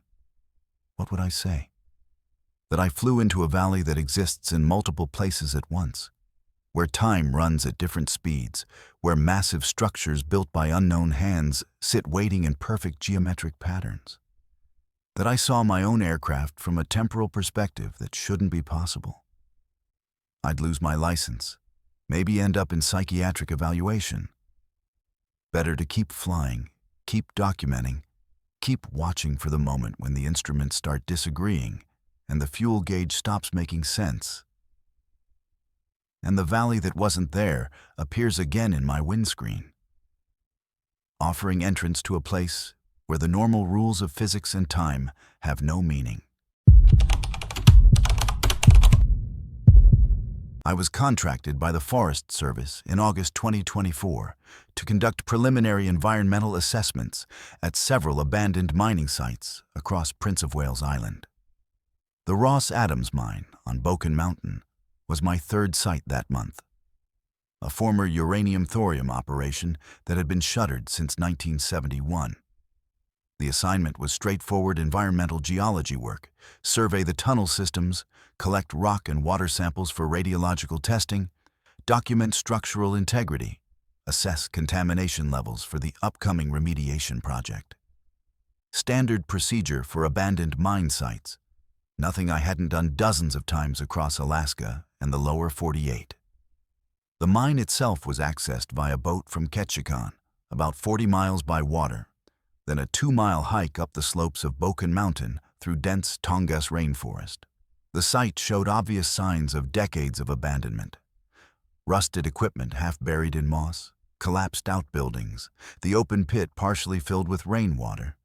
Radiation levels at the surface were elevated but manageable with proper equipment, ranging from 2 to 5 times background depending on proximity to exposed ore veins.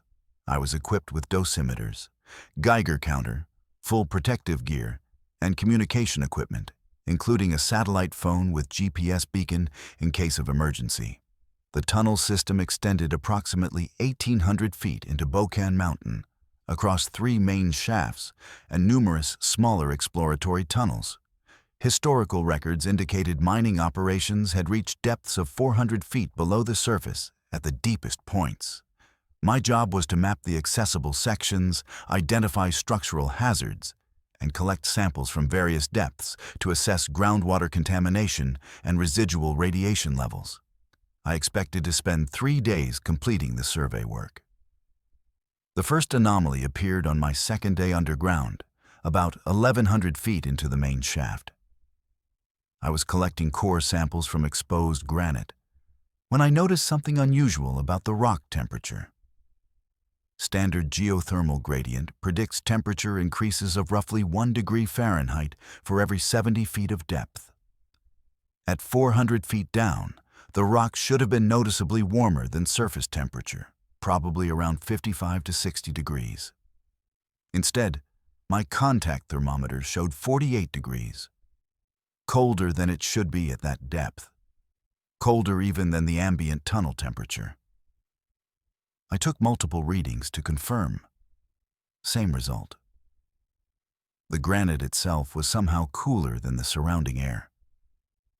I documented it in my field notes and continued the survey, thinking perhaps there was groundwater circulation I hadn't detected that was carrying away heat.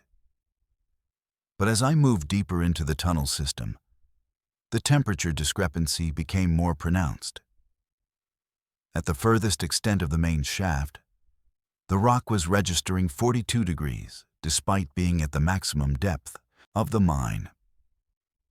The second anomaly was the Geiger counter readings. They weren't behaving as expected. Uranium deposits don't pulse. They emit radiation at relatively constant rates based on the concentration of radioactive isotopes. But my readings were fluctuating in patterns, not randomly but rhythmically. I'd get a spike, then a decline, then another spike. Consistent intervals of about 17 seconds. I checked the equipment, changed batteries, verified calibration. The pattern continued. I set up continuous monitoring at several points in the tunnel system and discovered something that made no geological sense. The radiation pulses were synchronized across all monitoring points. The spikes occurred at the same moment throughout the mine, regardless of proximity to ore veins. That's not how radiation works. Different veins with different concentrations should show different emission patterns. But somehow, all the uranium in the mountain was fluctuating in perfect synchronization. On the third day, I was working in one of the deeper exploratory tunnels that branched off from the main shaft when I heard the sound. It was low frequency, barely at the edge of hearing, a deep rhythmic pulse that I felt in my chest as much as heard with my ears. I checked my watch. The pulses occurred every 17 seconds, matching the radiation fluctuations exactly. The sound was coming from deeper in the mountain, from sections beyond where the mining operations had reached. I consulted the historical mining records I'd brought. The deepest exploratory drilling had reached 600 feet, but those deep holes had been sealed decades ago. The accessible tunnels only extended to 400 feet maximum depth. But the sound was definitely coming from below, from somewhere the mining operations had never accessed. I made the decision to investigate further, knowing it was probably outside my contract scope, but unable to ignore clear evidence of anomalous geological activity. There was a sealed tunnel at the end of one of the exploratory shafts, marked on the old maps as abandoned, unstable. The concrete seal was cracked, and I could feel air movement through the gaps, a slight breeze flowing outward from behind the barrier. That shouldn't be possible in a sealed tunnel. I measured the airflow. Consistent pressure differential suggesting the tunnel connected to a larger cavity system. And the air was warm, contradicting the temperature readings I'd been getting from the rock. I contacted my supervisor via satellite phone and described what I'd found. She was concerned about me entering an unstable area alone, but agreed that the temperature anomalies and radiation patterns warranted investigation. We established a check-in protocol. I'd call every 2 hours, and if I missed a check-in, they'd initiate emergency response. I documented my decision in the field log, then carefully removed enough of the concrete seal to squeeze through. Beyond the barrier, the tunnel continued for another 100 feet before opening into a natural cavity. My headlamp illuminated a space much larger than the mining tunnels. Maybe 60 feet across, the ceiling lost in darkness above me. The walls showed no sign of mining activity. This was a natural formation, a void within the mountain that the mining operations had accidentally intersected. The rock here was different. Darker, with veining patterns I didn't recognize. The temperature was significantly warmer, maybe 70 degrees, and the air had a distinct mineral smell. My Geiger counter was reading higher here, but still following that 17-second pulse pattern. I collected rock samples from the cavity walls and noticed something strange about the stone. It was slightly warm to the touch, warmer than ambient air temperature. And when I pressed my hand against it, I could feel vibration, subtle but definitely present, rhythmic, matching that 17-second interval.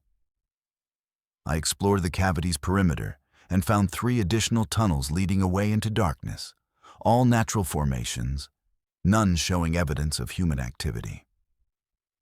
I chose the widest tunnel and followed it downward, descending at what I estimated was a 20-degree angle. My GPS unit was malfunctioning underground, but I maintained careful notes about distance and direction, standard practice for cave exploration. The tunnel extended much farther than I'd anticipated. After 30 minutes of descent, I estimated I was at least 600 feet below the mine's deepest shaft, possibly deeper. The rock temperature continued to increase, now approaching 80 degrees, and the vibrations I'd felt in the cavity were more pronounced here. The tunnel walls pulsed rhythmically, expansion and contraction I could see in the beam of my headlamp. That's when I realized what I was feeling wasn't geological activity. It was biological. The mountain was breathing. The 17-second intervals weren't radiation pulses or seismic tremors. They were respirations. Something massive, something that filled the deep spaces beneath Bocan Mountain, was alive and breathing, and I was standing inside it. I stopped moving and forced myself to think rationally. Geological formations don't breathe. There had to be another explanation. Gas pressure variations, geothermal activity, tidal effects on groundwater systems. But none of those explanations fit the data. The regularity was too perfect, the synchronization too precise. And the rock itself was warm in ways that had nothing to do with geothermal gradients. I should have turned back immediately. Professional protocol says when you encounter unexplained phenomena underground, you retreat, document, report, and return with appropriate equipment and support. But I kept going, driven by the same impulse that makes scientists point instruments at things they don't understand. I needed to see what was deeper, needed to understand what I'd discovered. The tunnel opened into another cavity, much larger than the first. My headlamp couldn't reach the far walls, but I could see structures in the darkness, formations that looked organic rather than geological. They resembled massive ribs, curved supports arching up from the floor and disappearing into the ceiling, arranged in regular intervals. The rock between them was different, thinner, almost translucent in places, and it pulsed with that steady rhythm. I approached one of the rib-like structures and examined it closely.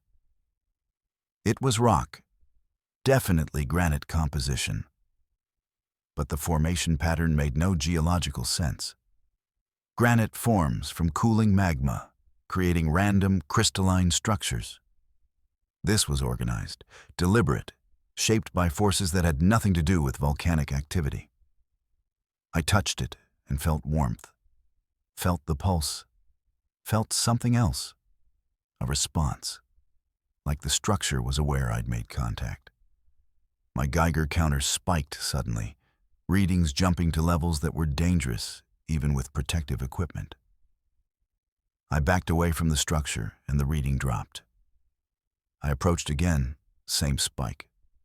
The radiation wasn't coming from the rock itself. It was a response to proximity, like the mountain was trying to drive me away, with emissions it could somehow control. I heard the breathing change. The 17-second interval shortened to 15 seconds, then 12. The pulsing in the walls accelerated, the temperature increased noticeably, and the air pressure began to fluctuate. Whatever I'd awakened or disturbed was reacting to my presence. I made the decision to evacuate immediately. I ran back through the tunnels, following my marked route, monitoring my dosimeter, which was accumulating exposure faster than it should. The breathing sounds followed me, growing louder, the intervals continuing to shorten. The tunnel walls were contracting noticeably now, the rhythmic pulses strong enough to shake loose rock from the ceiling. I was being pushed out, expelled like a foreign object the mountain's immune system had detected. I reached the cavity where I'd first entered, scrambled through the broken seal into the mining tunnels, and didn't stop running until I was back at the surface. The exposed ore around the mine entrance was glowing faintly, visible even in daylight, pulsing in rapid rhythm. I grabbed my satellite phone and called my supervisor, but the connection was overwhelmed with interference. That same rhythmic pattern, now transmitted as electronic noise. I evacuated the site completely, hiked back to the boat access point, and didn't file my report until I was back in Ketchikan with full cellular service. I documented everything I'd observed, included all the data, all the measurements, all the anomalies. I recommended the site be sealed immediately and classified as too unstable for remediation work. The Forest Service reviewed my findings and brought in additional geologists. They surveyed the accessible tunnels but didn't find the broken seal I'd removed. It had been repaired, fresh concrete that couldn't possibly have cured in the 3 days since I'd left the site. They found no evidence of the deeper cavities. No unusual temperature readings, no radiation pulses. Their equipment showed everything within normal parameters for an abandoned uranium mine. They suggested I'd experienced equipment malfunction combined with the psychological stress of working alone in a radioactive environment. It was a reasonable explanation. I wanted to believe it, but I still have the rock samples I collected from that deep cavity, and they still pulse with warmth every 17 seconds. I've measured them hundreds of times.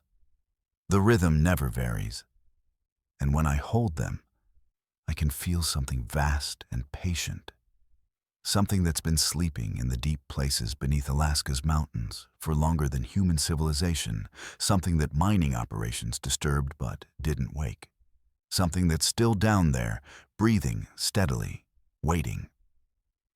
The remediation project was approved and began in late 2024.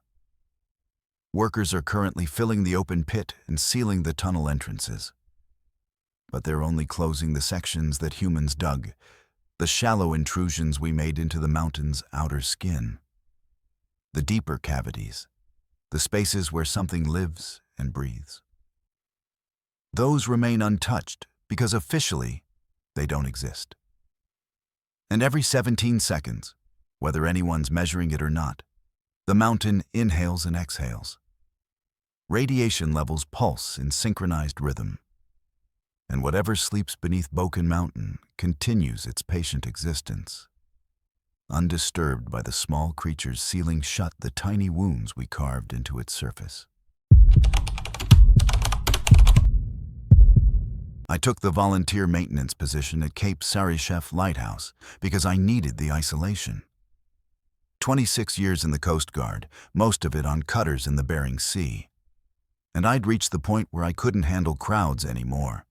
Couldn't sleep without the sound of water. Couldn't function in the noise and chaos of civilian life after retirement. When the Coast Guard automation program converted most Alaska lighthouses to unmanned operations, they still needed people for seasonal maintenance. 2-week rotations where you lived on site, performed equipment checks, cleaned solar panels, verified beacon operation, and made sure the automated systems kept running through the brutal Aleutian weather. It was perfect for someone like me, who needed purpose without people. Cape Sarishef sits on the northwestern tip of Unimak Island, the first major island in the Aleutian chain. The lighthouse has been operating since 1904, warning ships away from some of the most dangerous waters in the North Pacific. The current structure is a 50-foot concrete tower with attached keepers' quarters, fully automated since 1979, but requiring regular human maintenance to deal with the extreme weather conditions. October and November are typically the worst months. Constant storms rolling in from the Pacific, winds that regularly exceed 60 miles per hour, temperatures hovering just above freezing with precipitation that switches between rain, sleet, and snow, sometimes within the same hour. I arrived on October 19th via helicopter from Cold Bay. The pilot barely able to land in the wind before dropping me and my supplies and immediately lifting off again. The previous maintenance keeper had left detailed notes. All systems operational, minor weather damage to one solar panel array that I'd need to repair, generator fuel topped off. Everything looked standard. The quarters were small but adequate. One bedroom, kitchen area, communication room with VHF radio and satellite internet for weather updates and emergency contact. The lighthouse itself rose directly from the living quarters. A ladder leading up to the lamp room where the automated beacon rotated every 10 seconds, throwing its beam 20 miles across the dark Pacific waters. The first 3 days were routine. I performed equipment checks, repaired the damaged solar panel, cleaned salt spray off windows and lenses, monitored weather forecasts. A major storm system was approaching, expected to hit around day 5 of my rotation. Normal for this location, nothing concerning. The beacon operated perfectly, its million candle power light cutting through fog and darkness with mechanical precision. At night, I could see the beam sweep across the water from the quarters' windows, watch it illuminate walls of rain and spray, see it reflect off the low-hanging clouds. On the 4th night, I noticed something in the water beyond the light's reach. Dark shapes, large ones, moving just outside the illuminated area. At first I thought they were whales. Humpbacks and orcas are common in these waters. But the movement was wrong. Whales surface and dive in predictable patterns. These shapes were circling, maintaining a consistent distance from shore, staying just beyond where the lighthouse beam reached. I watched them for an hour, tracking their movement. They completed perfect circles around the lighthouse, never coming closer, never moving away, just circling in the darkness. I checked the marine mammal identification guides. Nothing matched what I was seeing. The shapes were too large for seals or sea lions, wrong movement patterns for whales, too coordinated for a school of fish. I made notes in my log, but didn't report it. There was nothing concrete to report, just shapes in dark water that could have been a dozen different things. But I felt uneasy in a way my Coast Guard experience recognized. Something was testing the perimeter, learning the patterns, and that meant trouble even if I didn't understand what kind yet. The storm hit on day 6, coming in hard with sustained winds at 70 miles per hour and gusts exceeding 90. The lighthouse was built to withstand this. The concrete tower had survived over a century of Aleutian storms. The beacon kept rotating, kept throwing its light out into the chaos of wind and rain and spray. But now I could see them clearly. The shapes in the water were closer, much closer, no longer circling but converging on the lighthouse in straight lines. And they weren't marine mammals. They were roughly humanoid in basic shape, vertical orientation, appendages that might have been arms or flippers, but scaled up massively. Each one was easily 20 feet tall when they stood in the shallow water near shore. Their skin, if it was skin, reflected the lighthouse beam in ways that reminded me of deep-sea fish, bioluminescent properties that seemed to respond to external light. When the beam swept across them, they lit up, patterns of light rippling across their forms like signals or communication. I watched from the lamp room as they approached the rocks at the lighthouse base. The wind was screaming, spray was coating everything. But these things moved through the storm like it didn't exist. They reached the rocks and stopped, standing in the surf, all of them facing the lighthouse, facing the light. There were dozens of them now, arranged in concentric rings around the tower, and they were all perfectly still. Watching the beacon rotate, watching the light sweep across them again and again. I tried the radio to report what I was seeing, but the storm was creating too much interference. The satellite internet was down, common during severe weather when the dish couldn't maintain orientation. I was alone with whatever these things were. and they showed no signs of leaving. I counted 47 individuals in the closest ring, more in the rings beyond. Hard to count accurately in the storm.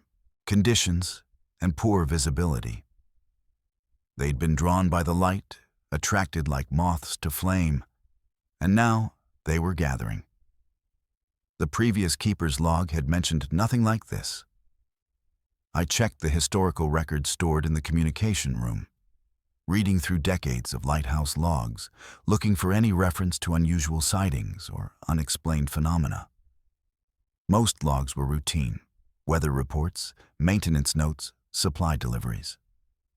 But I found entries from 1954, written by a keeper named Morrison, that made my hands shake when I read them. November 3rd. Shapes in water again tonight. Counted over 60 this time. They came closer during the storm, stood watching the light for 6 hours before retreating. November 4th. Requested early relief. Supervisor denied. Weather too severe for transport. November 5th. They're learning. Today, 3 of them reached the tower base during daylight. They touched the concrete, testing it. November 6th. Cannot turn off the light. It's the only thing keeping them at bay. When the beam strikes them, they stop advancing. They're waiting for darkness. Morrison's final entry was dated November 8th. Maintained continuous operation for 72 hours. Generator nearly out of fuel. If the light fails, I don't know what will happen. They're pressed against the tower now, dozens of them waiting. I can hear them through the concrete.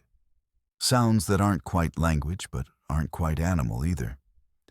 Emergency backup systems ready. Will not let the light go out. The log entries resumed 3 days later with a different keeper. No explanation for the gap, no mention of Morrison again. I searched the personnel records but found nothing about his fate or transfer. He'd simply disappeared from the documentation, replaced by someone who made no reference to anything unusual. I looked out the lamp room windows at the gathering below.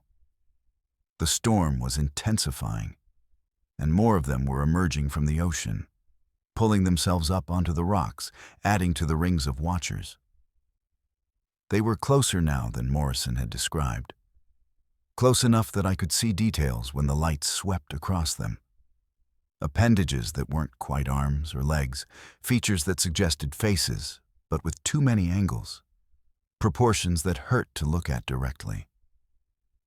And they were making sounds, deep, resonant tones that I felt through the tower structure more than heard with my ears. The beacon continued its rotation, and I realized Morrison had been right. The light was keeping them back. When the beam struck them directly, they stopped moving, stopped approaching. They stood frozen in its illumination, only advancing again in the seconds of darkness between sweeps. They were timing it, learning the 10-second rotation pattern, figuring out how far they could move in each interval of darkness. I checked the fuel levels. The generator had plenty of reserve, and the solar batteries were fully charged despite the cloud cover. The light would keep operating for weeks if necessary. But the storm was getting worse, and I was watching these things learn, watching them adapt their strategy. Some of them had started moving laterally during the dark intervals, changing positions, testing different approaches to the tower. They were problem-solving, demonstrating intelligence that suggested they'd done this before, maybe many times, maybe for decades or longer. I went down to the keeper's quarters and barricaded the lower door that led outside, using furniture and equipment to create multiple layers of obstacles. The tower had been built to be secure. Thick concrete walls, minimal access points, heavy doors designed to withstand hurricane-force winds. But those doors had been designed to keep out weather, not determined entities that might be older than the lighthouse itself. Night 7. They began testing the structure. I felt vibrations through the floor as they pushed against the concrete, probing for weaknesses. The lighthouse shuddered with each impact, but held firm. The beacon kept rotating, kept sweeping its light across the growing mass of them. I counted over 200 now, and more were still emerging from the ocean. The sounds they made were constant. Those deep, resonant tones that seemed to carry meaning seemed to be coordinating the assault. I tried everything to call for help. The VHF radio was useless in the storm. The satellite phone wouldn't acquire a signal. The emergency beacon was transmitting, but there was no way to know if anyone was receiving it in these conditions. I was alone, surrounded by things that had learned over decades or centuries that the lighthouse attracted them, that the light was something they desired or needed or were compelled to approach. Night 8. The generator faltered. Just for 3 seconds. Just long enough for the beacon to dim and the backup batteries to engage. But in those 3 seconds, they surged forward. I felt the towers shake with their collective movement. Heard new sounds, scraping against concrete, impacts against the lower door. Pressure being applied to every accessible surface. When the generator stabilized and the beacon returned to full power, they retreated slightly, but not all the way. They'd gained ground, established a new perimeter closer to the tower. I realized then what Morrison must have understood. This wasn't a siege I could outlast. They were patient. They'd been doing this for longer than human beings had been maintaining lighthouses. The light attracted them, but it also held them back, creating a perfect equilibrium where they gathered but couldn't quite reach their goal. And that goal was inside the tower, was me or any other living thing that maintained the beacon, that drew them from whatever deep trenches they normally inhabited. Night 9. I made the decision to maintain constant watch in the lamp room, never descending to the quarters, keeping eyes on the beacon operation every second. I couldn't risk another generator fluctuation, couldn't allow even momentary darkness.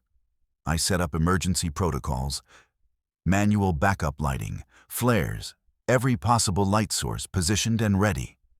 Because I understood now that darkness meant death, that these things had learned over countless attempts that the only time they could reach the tower's interior was when the light failed. The storm began to ease on night 10. The wind dropped to 40 miles per hour, the rain became intermittent, visibility improved. And that's when I saw what they'd been doing while I focused on the beacon. They'd been building, using rocks from the shore, debris from the ocean, materials I couldn't identify. They'd constructed a ramp or platform that extended from the water's edge toward the tower base, raising their approach angle, creating a path that would put them above the lighthouse beam's coverage at ground level. They were adapting. They'd learned that the rotating beam had a blind spot directly beneath it, a cone of shadow at the tower base that the overhead light couldn't illuminate.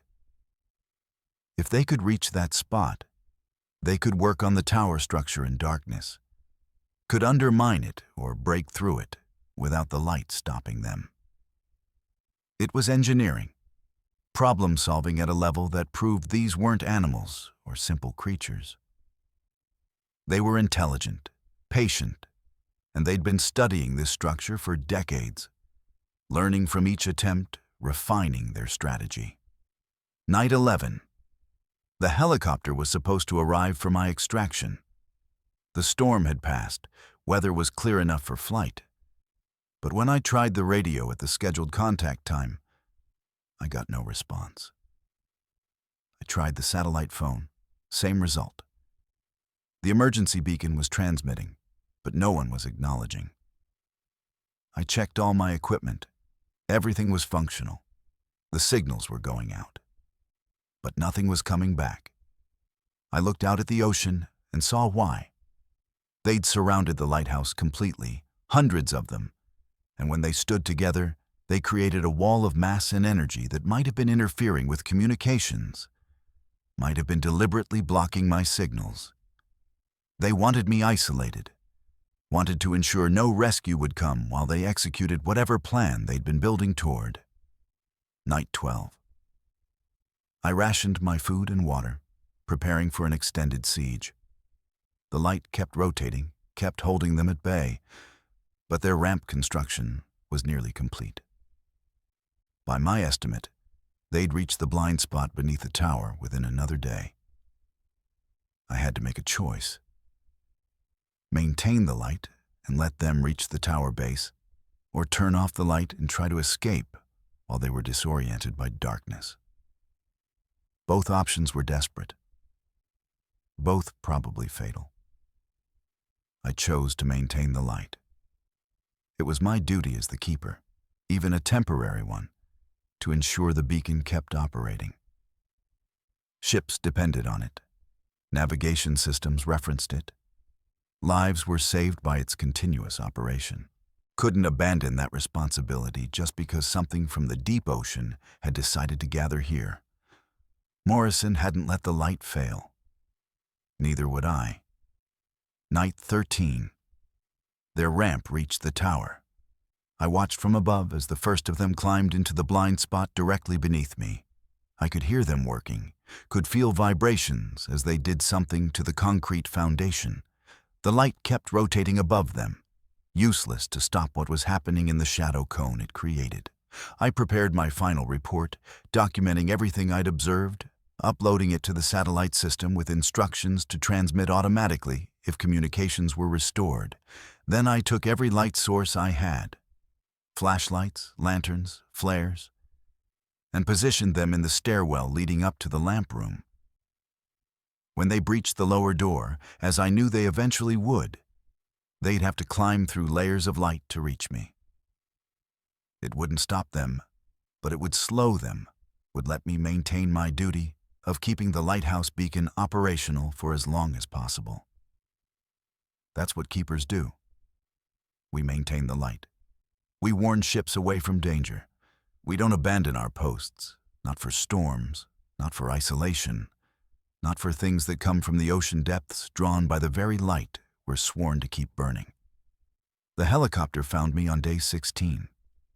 The storm had prevented earlier rescue, and when they finally reached Cape Sarychev, they found me in the lamp room, surrounded by dead batteries and burned-out bulbs, the beacon still rotating on its automated system.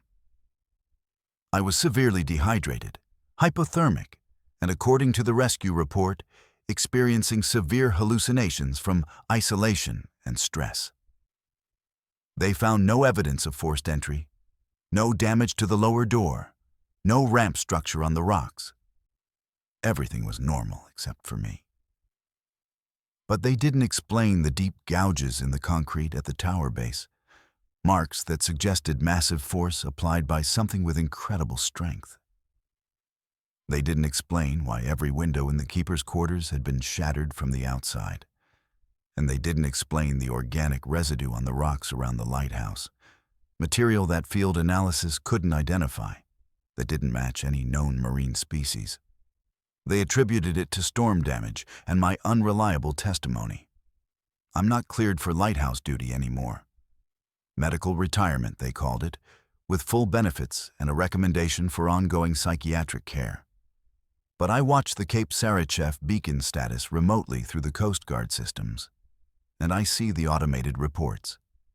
Every October, every November, the lighthouse records increased power consumption, like something is requiring the beacon to work harder, to shine brighter, to maintain its warning against whatever gathers in the darkness beyond its reach, drawn to the light but held back by it. Waiting for the moment when the machinery fails and the beam goes dark and they can finally claim what they've been seeking for longer than anyone remembers. I've been mushing competitively for 8 years, completed the Yukon Quest twice, finished mid-pack in shorter races across 3 states. The Iditarod was my goal race, the one every serious musher dreams about. 1,049 miles from Anchorage to Nome, across some of the most unforgiving terrain on Earth. I'd trained for 2 years, assembled a team of 12 exceptional dogs, mapped every checkpoint, studied weather patterns, memorized the trail sections that claimed the most rookie mooshers. I thought I was prepared for anything the race could throw at me. I wasn't prepared for mile 473. The race started strong. My team was running well, hitting our planned pace, making good time through the early checkpoints. We'd crossed the Alaska Range without incident, navigated the Dalzell Gorge safely, made it through the Buffalo Tunnels and onto the interior trail sections. By day 5, we were approaching the stretch between Cripple and Ruby, a relatively straightforward section that shouldn't have presented any unusual challenges. Weather was cold but clear, maybe -15 with light wind. Perfect mooshing conditions. Mile 473 is marked by a distinctive frozen spruce tree. Lightning struck years ago, dead white wood twisted into a shape that looks almost like a reaching hand. Every musher knows it from the trail descriptions, uses it as a landmark for the straightaway that follows. I passed that tree at 2:47 p.m., according to my GPS watch. The dogs were running steady, tongues out, tails up, showing none of the fatigue signs I was monitoring for. My lead dog, Kodiak, had his ears forward, focused and confident. We had maybe 40 miles to the next checkpoint where I'd planned a 4-hour rest. The trail ahead was flat and wide, following a frozen creek bed through sparse black spruce forest. Visibility was excellent. I could see at least a mile ahead. I settled into the rhythm of the sled, checking the dog's gaits, watching for any signs of injury or stress, mentally calculating our arrival time at Ruby. Standard racing routine. Then I passed the lightning-struck tree again. I didn't understand at first. I thought maybe there was another similar tree, another landmark that looked like the one at mile 473. But my GPS showed I'd traveled 3.2 miles since the last checkpoint. I should have been well past that tree, should have been seeing different terrain. I looked back over my shoulder and saw the trail stretching behind me, clear sled tracks in the snow showing the path I'd just traveled. When I looked forward again, the tree was there, that distinctive twisted shape, and my GPS reset to show mile 473, and my watch showed 2:47 p.m. I stopped the team, set my snow hook, and checked all my equipment. GPS could malfunction. Satellites could lose signal in the Alaska interior, especially near mountains. My watch could have glitched, reset to an earlier time. But when I checked my race tracker, the one that transmitted my position to race officials, it also showed mile 473.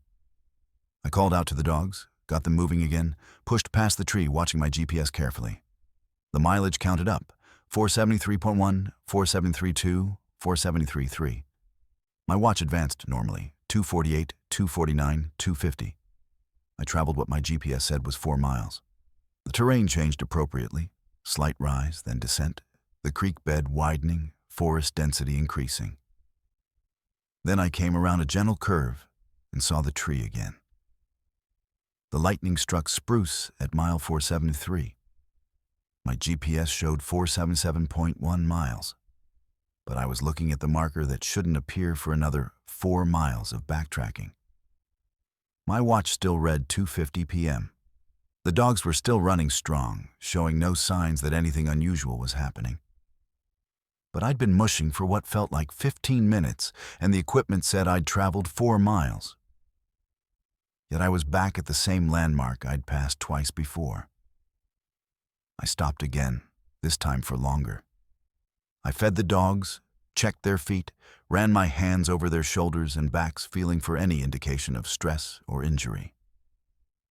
They were fine, perfect condition, acting exactly as they should after a moderate run. But something was deeply wrong with either my perception or the environment, or both. I tried my satellite communicator to contact race officials. The device powered on, showed full signal strength. But when I tried to send a message, it failed.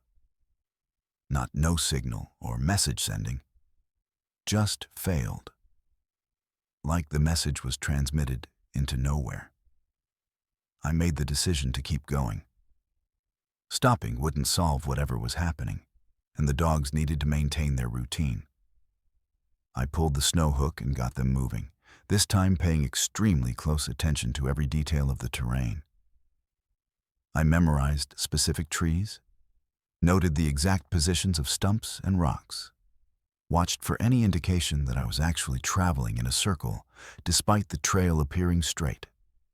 23 minutes by my watch, 3.8 miles by my GPS, and I passed the lightning-struck tree again.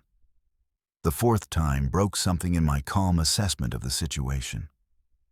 I was trapped in a loop, traveling forward but somehow returning to the same point, time progressing but resetting, distance accumulating but proving meaningless. I checked the dogs again and noticed something I'd missed before. Kodiak's right ear had a small notch of ice that had formed from his breath freezing on the fur.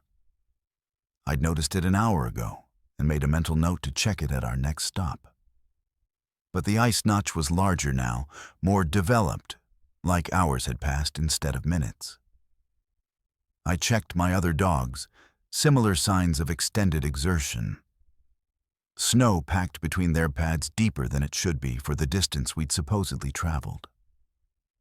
Their breathing rates slightly elevated beyond what the current pace should produce. The dogs were experiencing real time, real distance.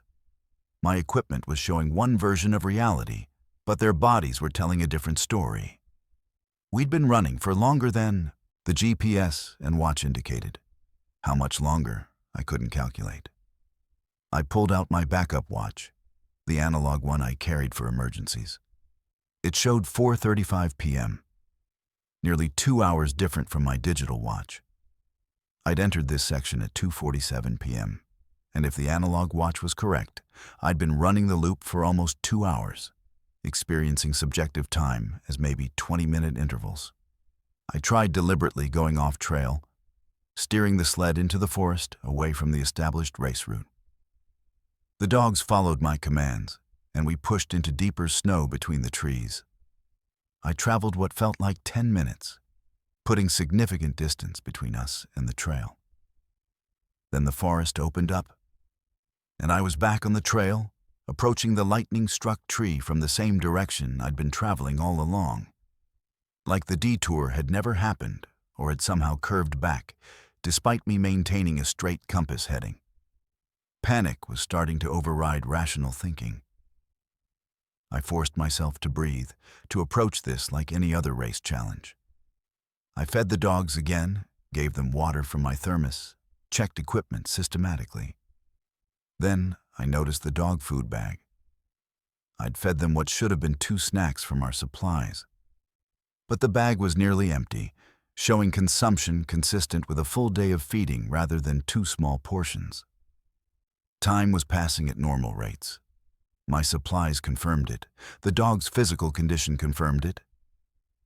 But I was experiencing it in compressed loops, reliving the same section of trail while hours actually elapsed.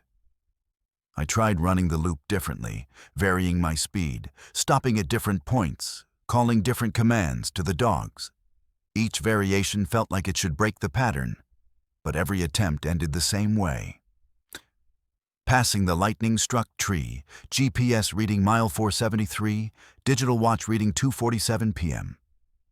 The analog watch kept advancing. 5:12 p.m., 5:48 p.m., 6:23 p.m. By the analog watch's time, I'd been trapped for over 3 hours, living and reliving what felt like 20-minute segments. The sun was getting lower, which confirmed real time was passing. At this latitude in March, sunset was around 7:30 p.m. The light was definitely dimming toward evening despite my digital watch insisting it was still mid-afternoon. The dogs were tiring, real fatigue from real hours of running. I made the decision to stop for an extended rest at the next reset, to let them recover and to think through options more carefully. When I passed the tree again, I set a solid camp. Snow hook driven deep, sleeping bag rolled out on the sled, stove lit for melting water. The dogs dropped into resting positions immediately, which told me they'd been working far harder than my perception suggested. I documented everything in my trail journal, every loop I could remember, every equipment reading, every observation. If I didn't make it out, maybe someone would find the journal and understand what happened here. As I wrote, I noticed my handwriting changing across the entries. The first note was neat and controlled. The subsequent entries became more erratic, words misspelled, sentences incomplete. I was deteriorating, losing coherence with each loop, even though I felt mentally clear. The journal provided objective evidence that I was experiencing cognitive decline, that whatever was causing the temporal distortion was affecting my mind in ways I couldn't directly perceive.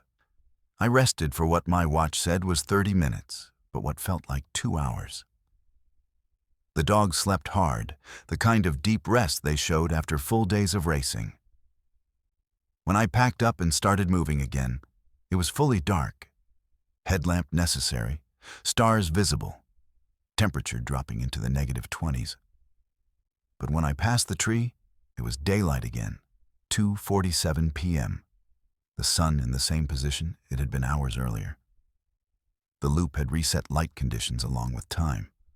I lost count of repetitions. 10, 15, maybe 20 times passing that tree. The analog watch advanced. 8:47 p.m., 10:14 p.m., 11:39 p.m.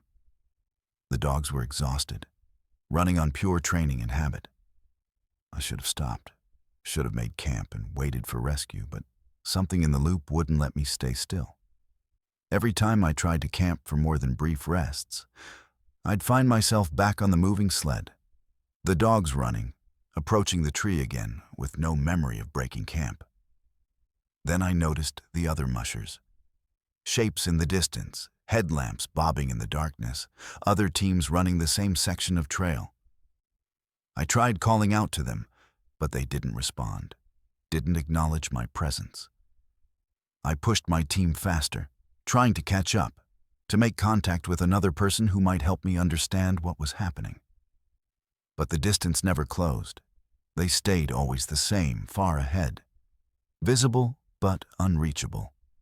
The analog watch read 2:33 a.m. when I finally understood. I'd been seeing myself, seeing my own team at different points in the loop, different iterations of the same passage existing simultaneously in the same space. The temporal distortion wasn't just affecting my perception. It was layering multiple instances of the same events on top of each other. I was running parallel to my own past and future attempts to navigate this section. I made a desperate decision. Instead of trying to continue forward, I turned the team around. "Ha!" I called, steering them back the direction we'd come. The dogs responded immediately, turning the sled, reversing course. We traveled backward along my trail, following my own sled tracks in the snow. Behind me, I could see the lightning-struck tree receding. My GPS started counting down. Mile 472.8, 472.5, 472.1. When I reached what my GPS showed as mile 469, I turned the team around again and headed forward once more. This time, when we approached mile 473, I steered the sled deliberately off trail at a sharp angle, avoiding the tree entirely by moving through forest 50 yards to the side. The dogs struggled in the deeper snow, the sled caught on hidden stumps, but I kept them angled away from the established trail. We broke through into clear trail on the other side of the tree. My GPS jumped, showing mile 479.4. My digital watch reset, now showing 3:52 p.m., a full hour ahead of where it had been stuck. The analog watch read 3:15 a.m. I'd lost over 12 hours in that loop, compressed into what I'd experienced as maybe 3 hours of conscious time. I didn't stop to analyze what happened. I pushed the dogs forward, putting distance between us and that section of trail. They ran willingly despite their exhaustion, maybe sensing my urgency or maybe experiencing their own relief at escaping whatever had trapped us. 20 miles later, we reached the Ruby checkpoint at 6:47 a.m., according to race officials, which matched neither of my watches, but fell somewhere between their conflicting times. The checkpoint veterinarian examined my dogs and found them severely fatigued, consistent with running for 16 hours straight rather than the 8 hours since our last checkpoint. My mandatory rest was extended, and officials questioned why I'd pushed the team so hard. I couldn't explain. How could I describe being trapped in a temporal loop when all the evidence suggested I just mushed straight through, ignoring rest protocols, endangering my dogs through poor race management? I scratched from the race at Ruby. My dogs were medically cleared but needed recovery time I couldn't provide while continuing. The official record shows I made poor decisions on the trail between Cripple and Ruby, resulting in overexertion of my team. There's no mention of time distortions or spatial loops. No other musher reported unusual experiences in that section. My GPS and satellite tracker data shows a continuous journey with no interruptions, though there's a corrupted section of the log file that officials attributed to equipment malfunction. I still have both watches. The digital one stopped working the day I left Ruby, frozen at 3:52 p.m. The analog one keeps perfect time. And I still have my trail journal, with those deteriorating entries showing cognitive decline that matches no other experience I've had before or since. Sometimes I read through them, trying to understand what I was experiencing, that my handwriting could become so erratic while I felt mentally clear. The race officials asked if I wanted to return next year, try again with a new team. I declined. 8 years of competitive mushing ended on that section of trail between checkpoints, in those lost hours at mile 473. Other mushers still run that route every March, passing that lightning-struck tree without incident, continuing on to Ruby and eventually to Nome. But I know what's there, know that under certain conditions, specific weather, specific time, specific circumstances I can't identify. The trail folds back on itself, and time becomes a loop you can't escape by moving forward. Only by breaking the pattern entirely and accepting the disorientation that follows. My dogs recovered fully. Kodiak is retired now, living with me, sleeping by the wood stove. Sometimes I watch him dream, watch his legs twitch like he's running. And I wonder if he's back on that trail, running that same section over and over in his sleep, trapped in a loop that exists in memory, even if we escaped it in reality. I've been conducting archaeological surveys in Alaska for 9 years. Most of that time focused on documenting pre-contact indigenous sites before coastal erosion and permafrost degradation destroyed them permanently. Climate change has accelerated the thawing process, exposing artifacts and remains that have been frozen for centuries or millennia. It's a race against time. Document and preserve what we can before it's lost forever. The site near the abandoned Yupik village of Unexplained was supposed to be straightforward summer fieldwork. We'd been invited by the regional native corporation to assess and document cultural materials exposed by recent erosion along the Yukon-Kuskokwim Delta. What we found there wasn't archaeology. It was a warning we should have heeded. The site was accessible only by bush plane, a 40-minute flight from Bethel to a gravel strip near the old village location. Nunaklik had been abandoned in the 1950s during the village consolidation period, when many small settlements were relocated to larger communities with schools and services. The structures were long gone, collapsed and reclaimed by tundra, but the location remained significant to the Yupik people as an ancestral site. Our team consisted of 6 people: myself as lead archaeologist, 2 graduate students, a cultural liaison from the Native Corporation, a photographer, and a field technician. We had permits, community support, and a detailed research plan approved by all relevant authorities. The erosion exposure was on a bluff overlooking the Bering Sea, where storm surge and wave action had cut back the shoreline by nearly 30 feet in the past 5 years. The permafrost face showed clear stratigraphy, layers of soil, organic material, and cultural deposits visible in cross-section like a timeline you could read vertically. We'd expected to find typical archaeological materials: stone tools, pottery fragments, food remains, maybe structural features like house pits or storage caches. What we found in the lowest, oldest layer was a mass burial that had been deliberately preserved in permafrost. There were 7 bodies, arranged in a circular pattern, bound with braided sinew rope that had survived the freezing process. Each body was wrapped in hide that still showed painted symbols, geometric patterns, and stylized animal forms that our cultural liaison identified as very old Yupik designs, pre-Russian contact, possibly predating any recorded oral histories. The bodies themselves were extraordinarily well preserved, skin and soft tissue intact, facial features recognizable. But there were details that immediately struck everyone as unusual. The binding wasn't ceremonial. It was restraint. The rope around wrists and ankles showed evidence of struggle, wear patterns suggesting the individuals had been bound while alive. And their mouths had been sewn shut with sinew thread, dozens of careful stitches that sealed the lips completely. Our cultural liaison, a Yupik elder named Paul Naneng, went very quiet when he saw them. He asked us to stop work immediately, said we needed to consult with elders from the regional villages before proceeding. I should have listened. Standard archaeological practice when dealing with human remains on native lands is to follow community guidance, to respect cultural protocols even when they conflict with research timelines. But I was focused on the scientific significance, on the exceptional preservation, on the unique binding patterns that could tell us something important about pre-contact mortuary practices.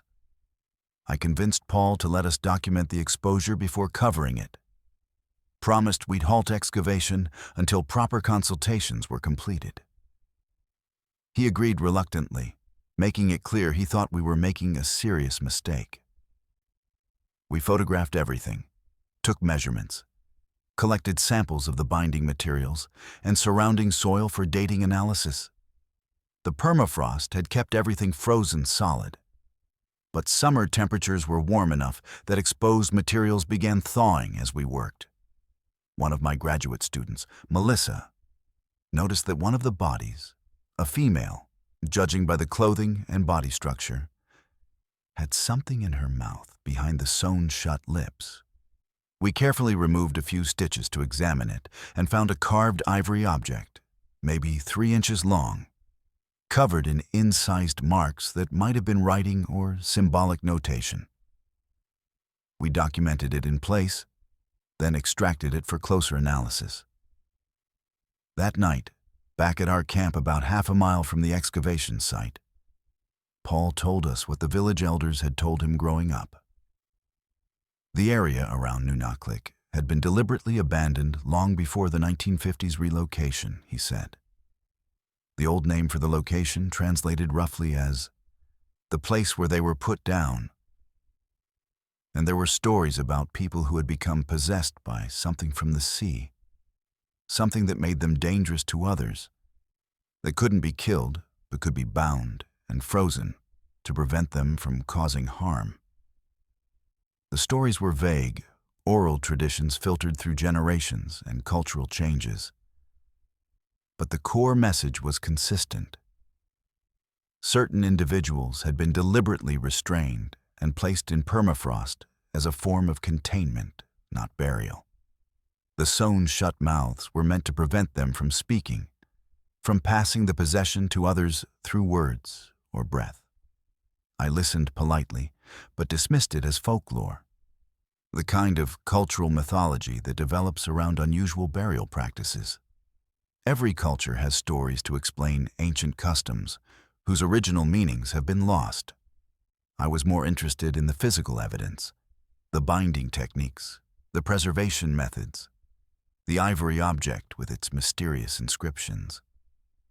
I stayed up late that night, examining it under magnification, photographing the incised marks, trying to identify patterns that might indicate language or symbolic representation. The dreams started that night. All 6 of us had them, though we didn't discuss it until the following day. Vivid, disturbing dreams of drowning, of cold water filling lungs, of something vast and dark moving beneath ice-covered seas.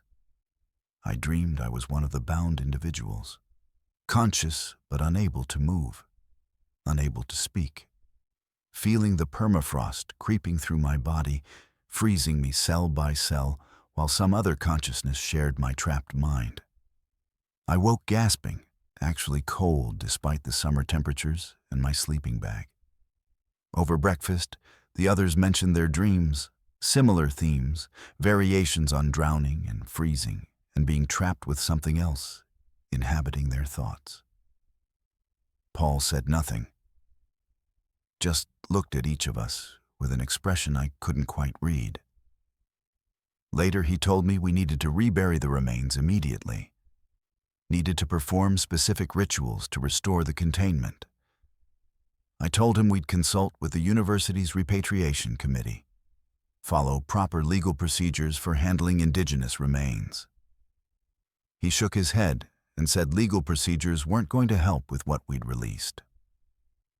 On day 3, the temperature anomalies began. The excavation site was noticeably colder than the surrounding area. We measured 10 degrees difference between the exposure face where the bodies were and the tundra 50 feet away. Permafrost doesn't work like that.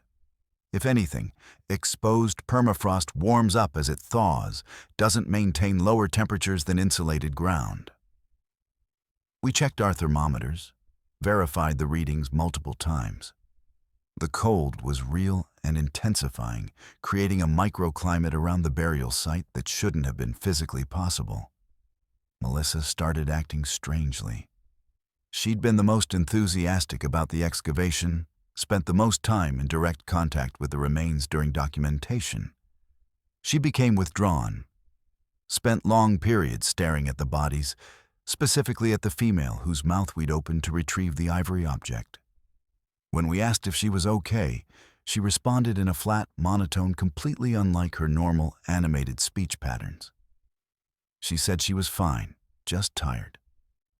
But her eyes were wrong, unfocused, distant, like she was looking through us rather than at us.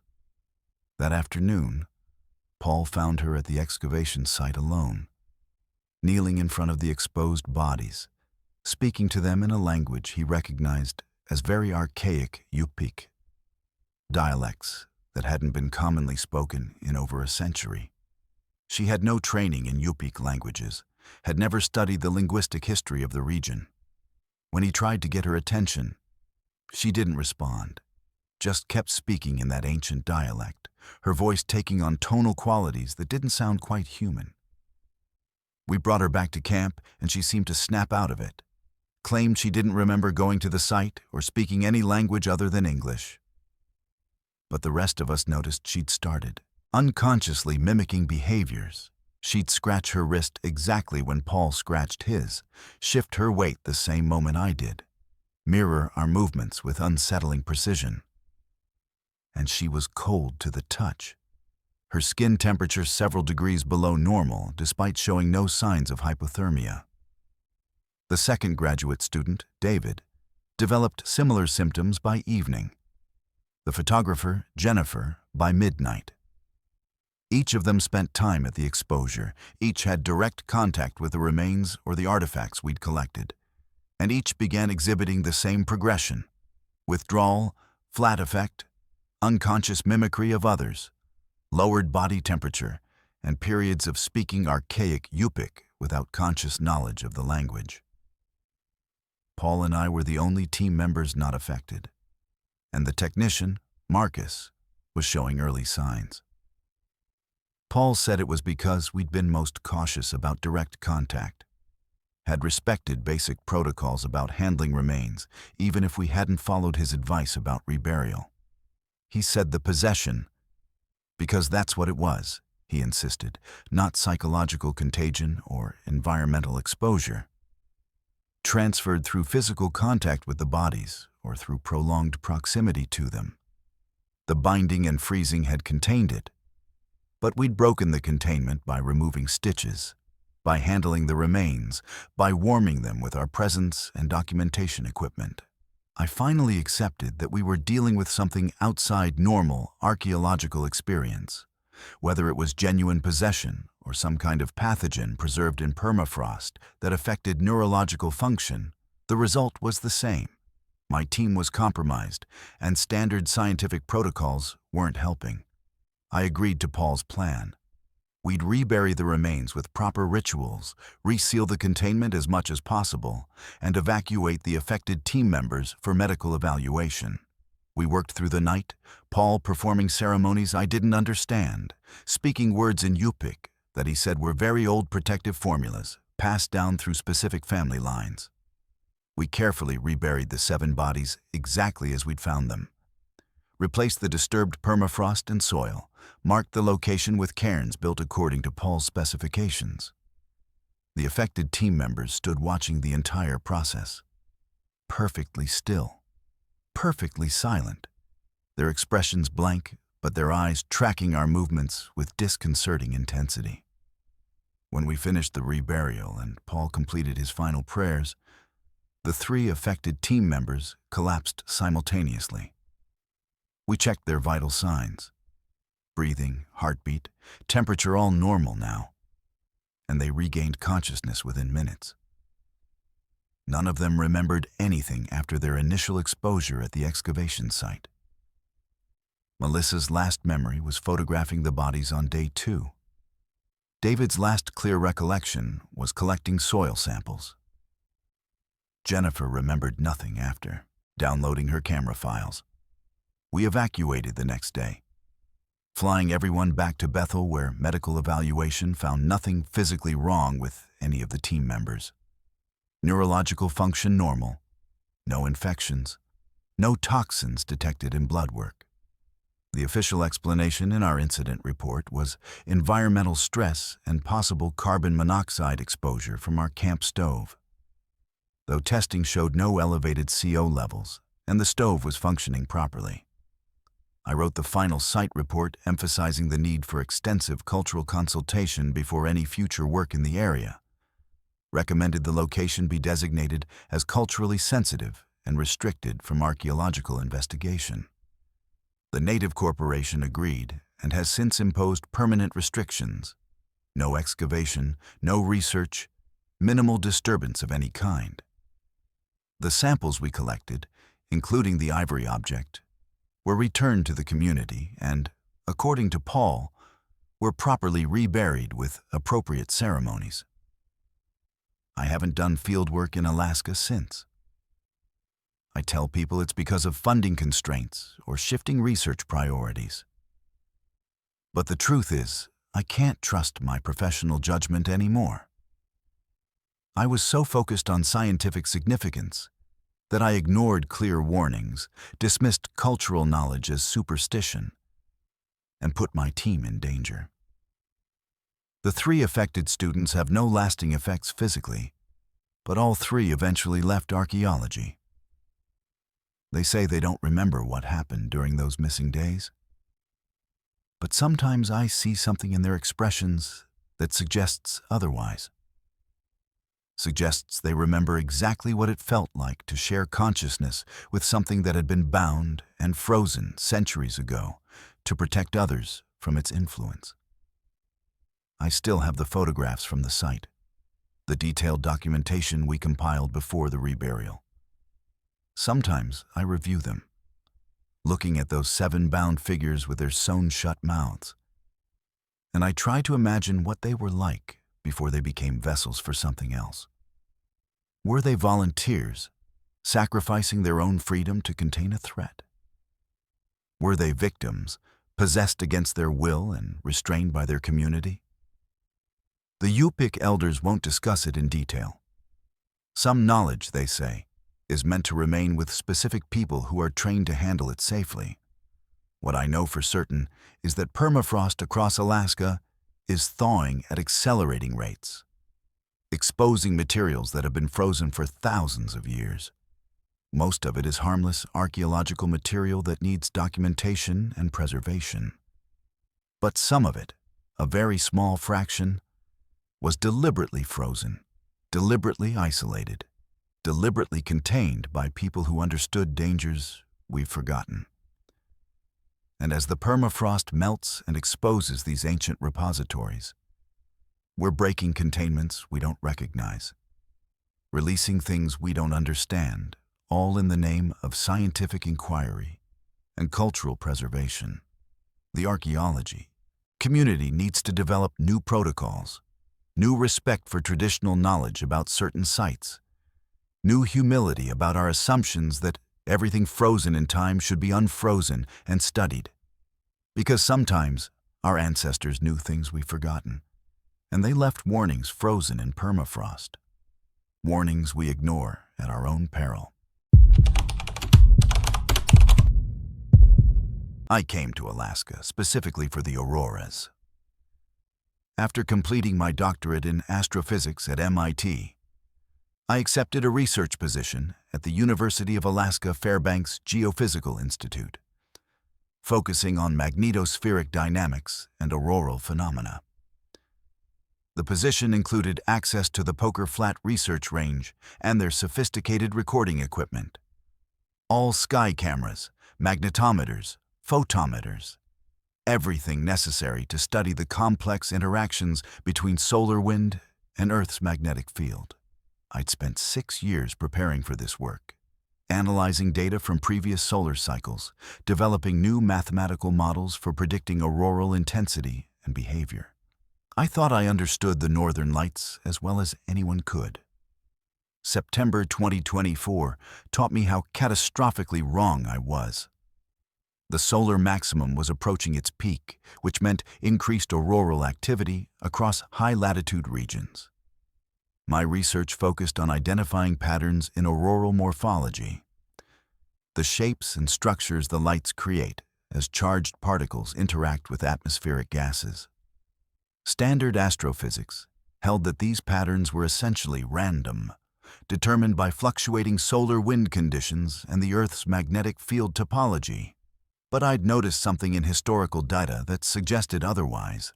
When I analyzed decades of all-sky camera footage using pattern recognition algorithms, I found recurring structures that appeared with statistical frequency too high to be coincidental. I established a high-altitude observation facility about 40 miles north of Fairbanks, away from light pollution, equipped with recording equipment that operated continuously during the aurora season. The facility was small, just an insulated dome with computer systems, cameras, and basic living amenities for extended observation periods. I planned to spend the peak activity months living on site, recording every auroral display, building a comprehensive database of morphological patterns. The first significant display came on September 18th, just after the autumn equinox, when auroral activity statistically peaks. The lights that night were spectacular. Vivid greens and reds, curtains that rippled across the entire sky, corona formations directly overhead. I recorded everything at multiple wavelengths, capturing data that would take weeks to analyze properly. But while watching the real-time displays on my monitors, I noticed something unusual. Within the seemingly random dancing of the lights, there were brief moments, lasting maybe 2 or 3 seconds, where the patterns became geometrically precise. Perfect circles, exact spirals, angles that held mathematical relationships I recognized from my work in field topology. I isolated those sections and enhanced them, running them through spectral analysis and pattern-matching software. The geometric forms weren't artifacts of the recording equipment. They were real structures in the aurora itself, lasting just long enough to be captured on high-speed cameras before dissolving back into apparently random motion. Over 6 hours of recording, I identified 47 instances of these precise geometric patterns. When I mapped their timing and positions, I found they followed a sequence, appearing in specific sky positions in an order that wasn't random. The next clear night, September 21st, I watched for the patterns specifically. They appeared again, different geometric forms, but following the same type of sequencing behavior.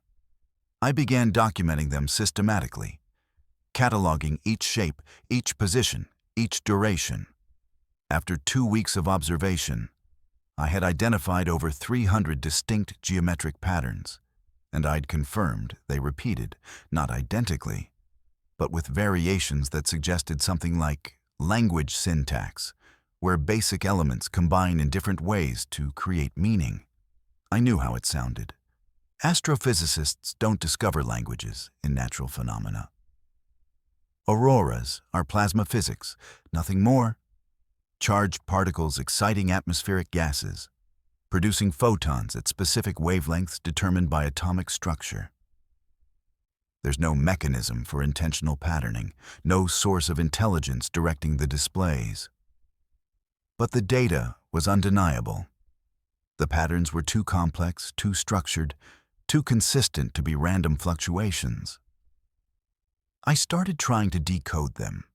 I approached it like cryptography, looking for frequency distributions, analyzing how patterns combined, searching for grammatical structures. Within days, I'd identified what appeared to be a fundamental alphabet of about 60 basic geometric forms that combined to create more complex structures. I found positional syntax. The same basic shape meant different things depending on where in the sky it appeared. I discovered temporal relationships. Patterns that appeared in sequence carried different information than the same patterns appearing simultaneously in different sky locations. October 3rd. I achieved what I thought was my first successful translation. A sequence of patterns repeated across multiple nights could be mapped to mathematical constants. Pi, Phi, the fine structure constant. It was basic communication, establishing common ground, proving that the patterns carried intentional information. I documented everything meticulously, prepared to submit findings to peer review despite knowing how controversial they'd be. I was excited, thinking I'd discovered something revolutionary about plasma physics or atmospheric dynamics that could create information-bearing structures. October 7th. The patterns became more complex. I was translating sequences that appeared to convey spatial information, coordinates, distances, dimensional relationships. But the dimensions described were wrong. The patterns suggested geometries that couldn't exist in three-dimensional space, structures that required additional spatial dimensions to make mathematical sense. I checked my translations repeatedly. The mathematics was consistent, but it described impossible topologies. That's when I started having the headaches. Dull pressure behind my eyes that intensified whenever I worked on translations. I attributed it to eye strain, too many hours staring at monitors in the dark. But over-the-counter pain medication had no effect, and the pain only occurred when I was actively analyzing the auroral patterns, stopping completely when I took breaks. October 12th. I translated a complete sequence that lasted 47 minutes across a major auroral storm. The information was detailed, complex, and utterly terrifying. It described locations, not physical places, but conceptual spaces, regions of reality that existed outside normal causality.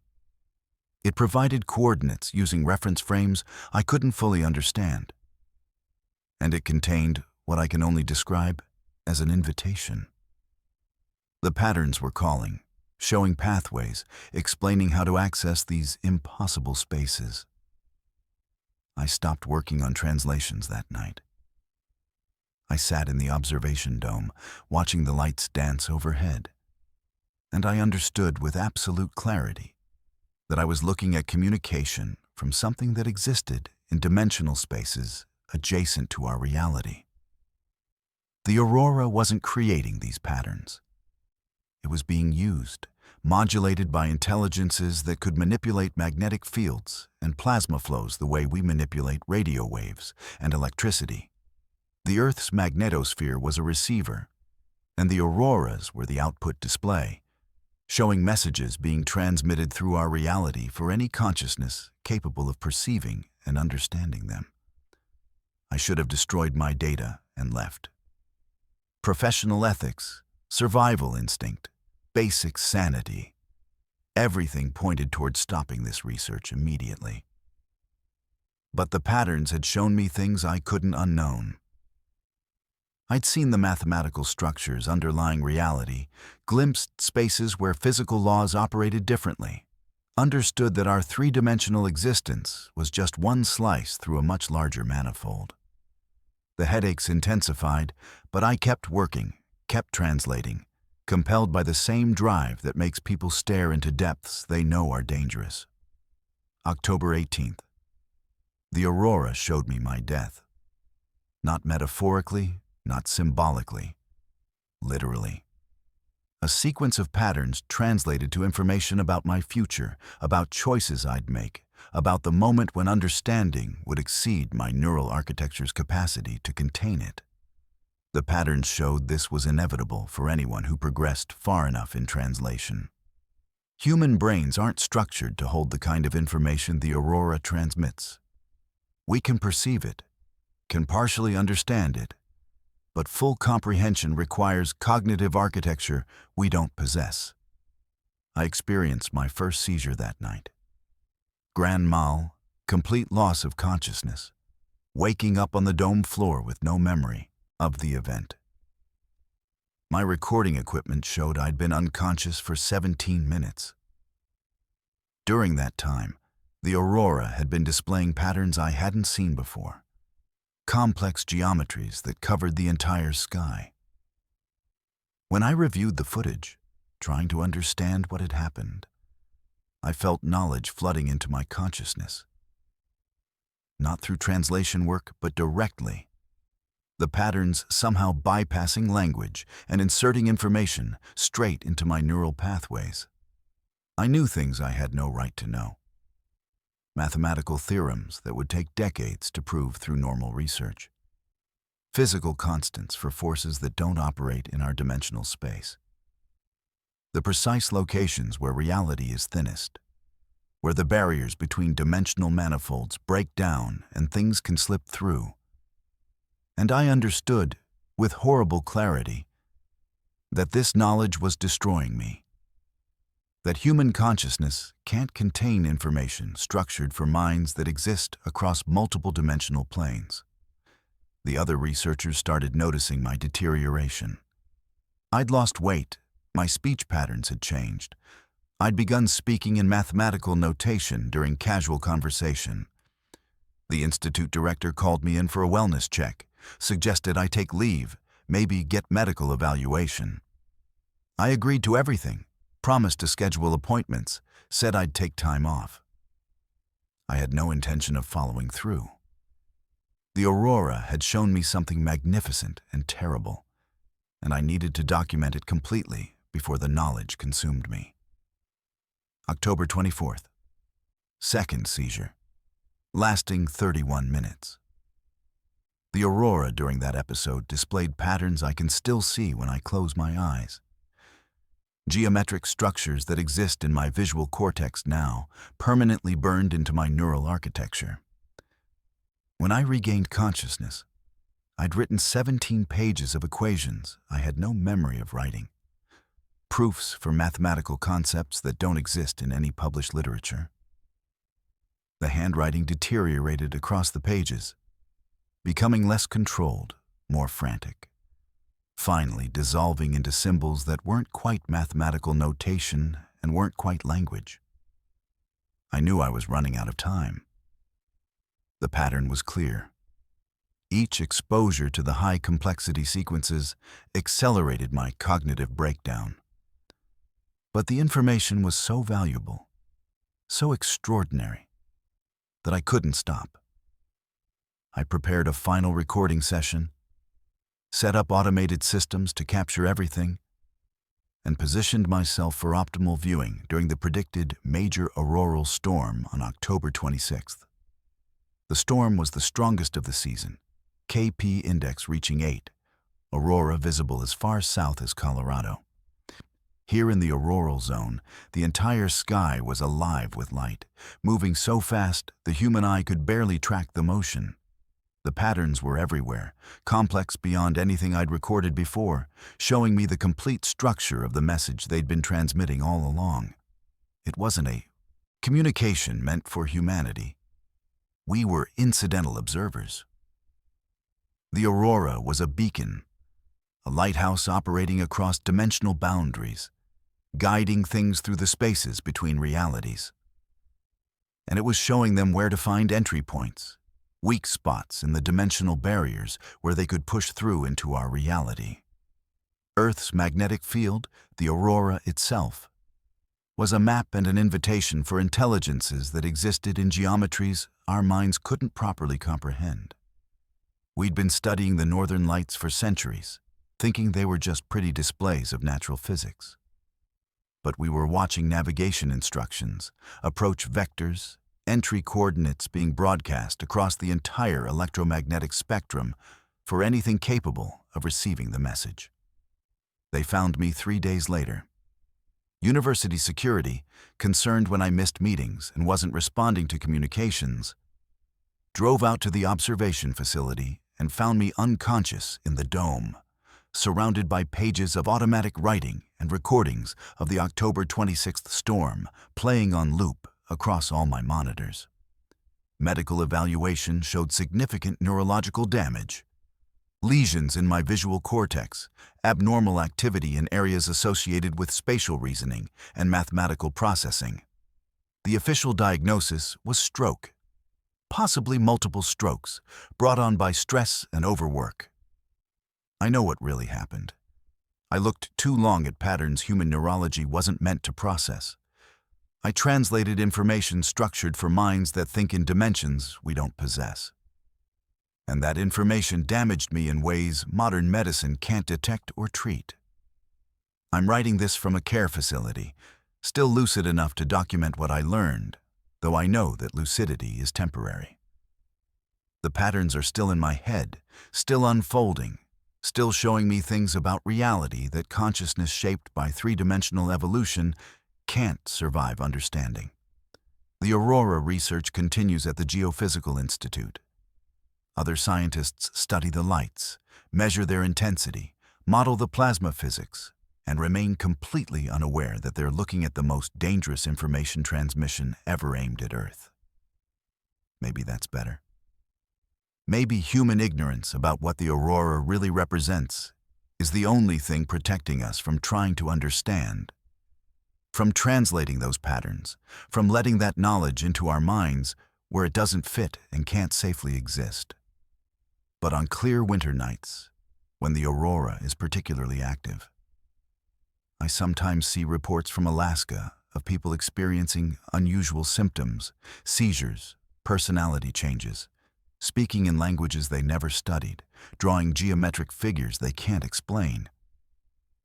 And I know they've looked too closely at the patterns. They've begun perceiving the information encoded in those dancing lights.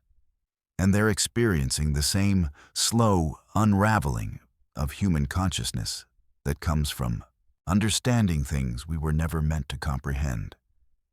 The aurora will keep broadcasting. The patterns will keep dancing across Arctic skies. And occasionally someone with the right background and wrong curiosity will notice that the randomness isn't quite random, that geometric precision hides within the chaos. They'll start documenting, translating, understanding, and the knowledge will destroy them, just as it destroyed me. Because some information isn't meant for minds evolved in flat three-dimensional space. Some messages are meant for things that think in topologies we can't imagine. And intercepting those messages is the most dangerous research any human consciousness can pursue. Watch the aurora if you must. Photograph it, admire its beauty, appreciate the physics that creates such spectacular displays. But don't look for the patterns within the patterns. Don't try to find meaning in the precise geometries that appear for just a few seconds before dissolving. Don't translate what you find, because translation is acceptance. And acceptance means letting information structured for alien dimensional architectures into a human brain that has no capacity to contain it safely. Some things are beautiful precisely because we don't understand them. The aurora should remain one of those things. These 11 accounts from Alaska's wilderness represent just a fraction of the encounters that happen in the far north, where isolation and extreme conditions reveal things that remain hidden in more populated regions. If you found these stories unsettling, if they made you question what exists in the remote places humans rarely go, then subscribe to Verified Fears. Hit that notification bell, because the darkness holds more secrets than these 11 stories can contain. And the only way to prepare for what lurks in the unknown is to understand that the unknown is larger and stranger than we've ever imagined. Welcome to Verified Fears, where the stories are always verified and the fears are always real.